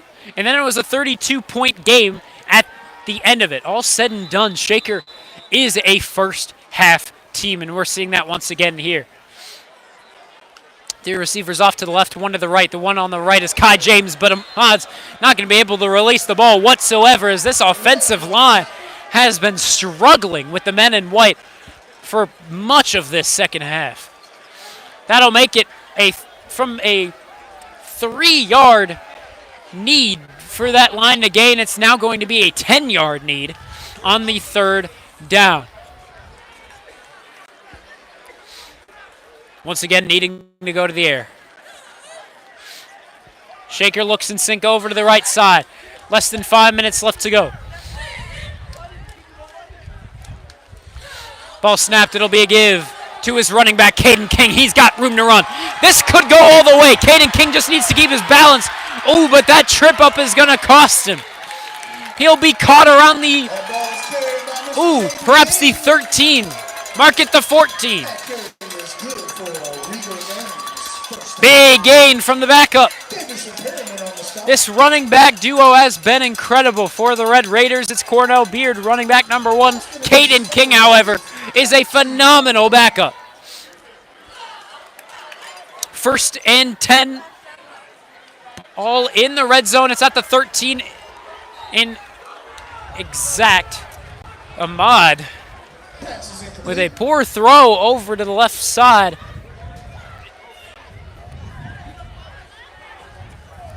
And there might have been some miscommunication. Maybe the throw was perfect. Not exactly sure. And you never are if you're not within the coaches right there. So that'll stop the clock at 4 minutes and 21 seconds. 2nd and 10 is the down and distance. Shaker down 17. Ahmad looking for a touchdown here. And holy cow! Trey McNutt slipped up. And how does he see that coming towards him? That reaction time is phenomenal. Didn't see it coming to him until the very last half second. And he's able to reel it in. Holy cow. May not have resulted in a touchdown or any big play of sorts, but my goodness. You can't just help but being in awe from that catch. Now a bit of confusion from the officials. 4:04 left to go in quarter number 4. Nicholson rather confused, but now looks like things are settled. 3rd down and about 2.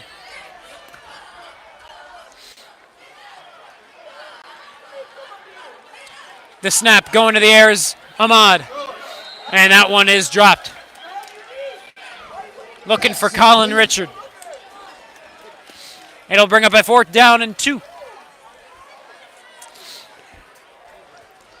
The ball at the 5.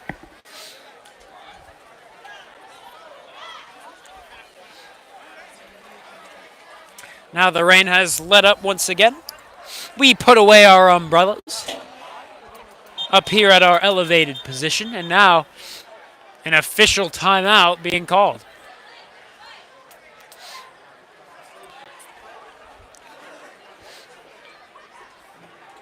Now Colin Richard being taken off the field. Cameron Jackson coming on. Not sure what the case is, but we're just here for some football, and we're here for a big 4th down. 3 minutes, 47 seconds left to go in the 4th and final quarter. 2 wide receivers out wide of each side of the line. The ball placed between the hash marks. 4th and 2 from the 5. Going to the air. And that is swatted away. Defender number 1, and you know number 1, that's Marquise Davis. He was looking for D'Artagnan Mitchell. Just couldn't get to him. And that'll bring us to a 1st down and 10 for Cleveland Heights. Not great field position whatsoever. But we've seen a 95-yard touchdown earlier in this ballgame. Or excuse me, the play itself was not 95 yards, but the drive was 95 yards. That was the one that was about 18 plays. None of them being through the air. All runs, and it's just incredible how well this Heights team can perform through the ground game. 3 minutes, 41 seconds left to go in the 4th quarter of action. Shakers down by 17 in a 41-24 score. Ball at the 5, 1st and 10 for the Tigers. And here's the run to the right side. It's with number 3. And it will be a short gain, maybe about 1 yard. Yeah, they'll call it less than that, half a yard on the gain. Carry, Russell on the stop. No gain, 2nd and 10, ball on the 5. They'll call it a 2nd and 10 still to go. The clock just going to tick on down. And this is what Heights is really just going to do for the rest of this ball game. Here, Heights taken down before getting back to the line of scrimmage. It was with JGJ, John Gordon Jr.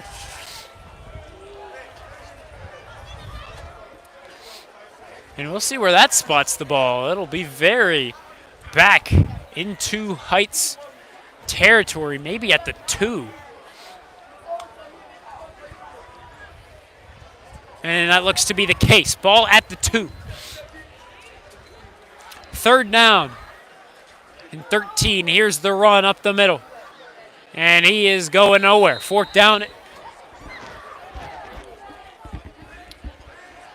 4th down and long will be the situation. And this is the first time we're going to be seeing the punt unit of Heights.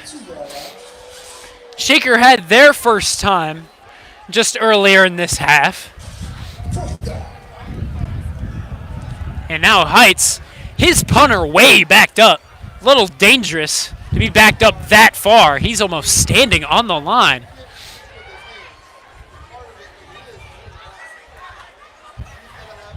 He might be a little far. We'll see.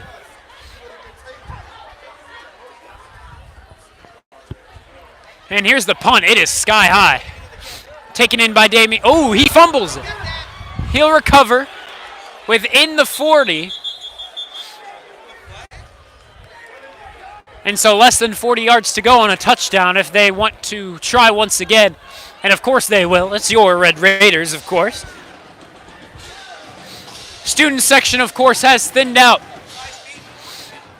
But there's still a couple of devoted fans out there. It was supposed to be a whiteout, but when it is a rainy day as it has been, we've had 2 big spurts of rain. No one's really hesitating to throw on an extra jacket that may or may not be white. Less than 100 seconds, call it 94 seconds. And Ahmad's going to go to the air once again. It's over to his receiver, Kyle Waits, and oh my goodness. There's a flag on that one. It was a rough tackle as Kyle Waits was thrown down. And we can assume this is a personal foul for perhaps unnecessary roughness.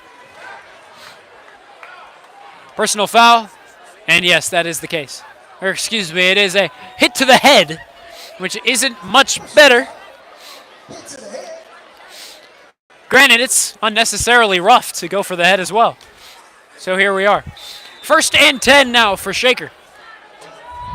A minute 20 left to go. The clock continuing to tick on down after the completed pass.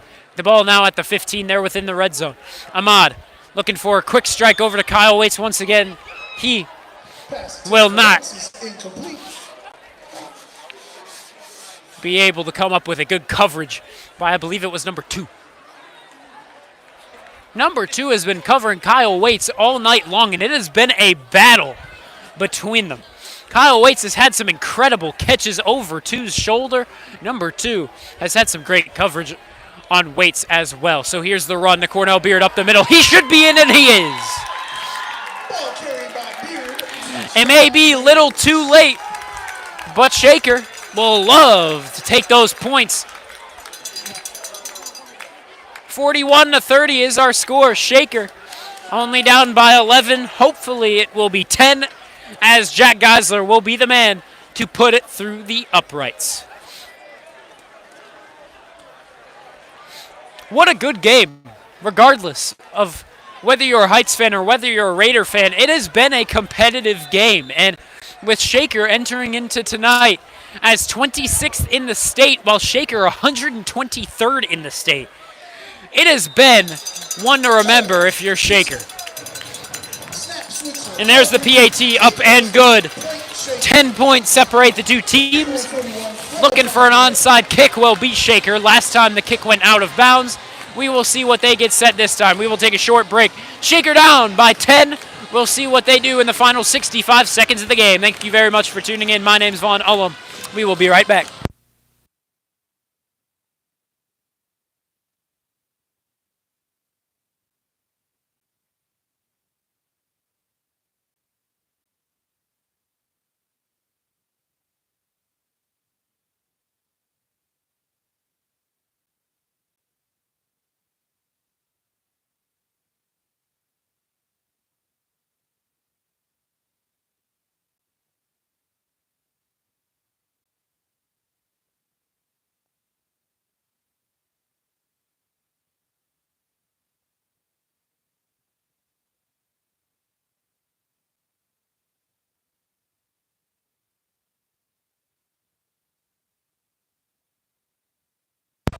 We can expect an onside kick here. It's a 10-point ball game. 1:05 left to go in the fourth and final quarter. We'll see what happens here. And it is indeed an onside kick. Taking some interesting bounces. But it looks like Heights will be able to pick this one up before it gets out of bounds and before any Red Raider hands can get it in their control. 44-yard line, first and 10.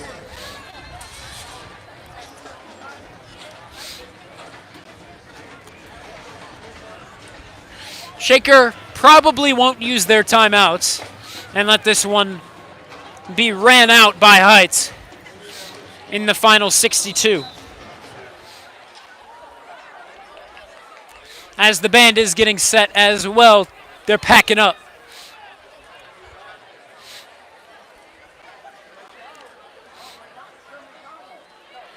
And here's a run to Gordon to the right side, and he is met really as he gets to the line of scrimmage, and no timeout will be taken. Just one more play, and this one is a wrap.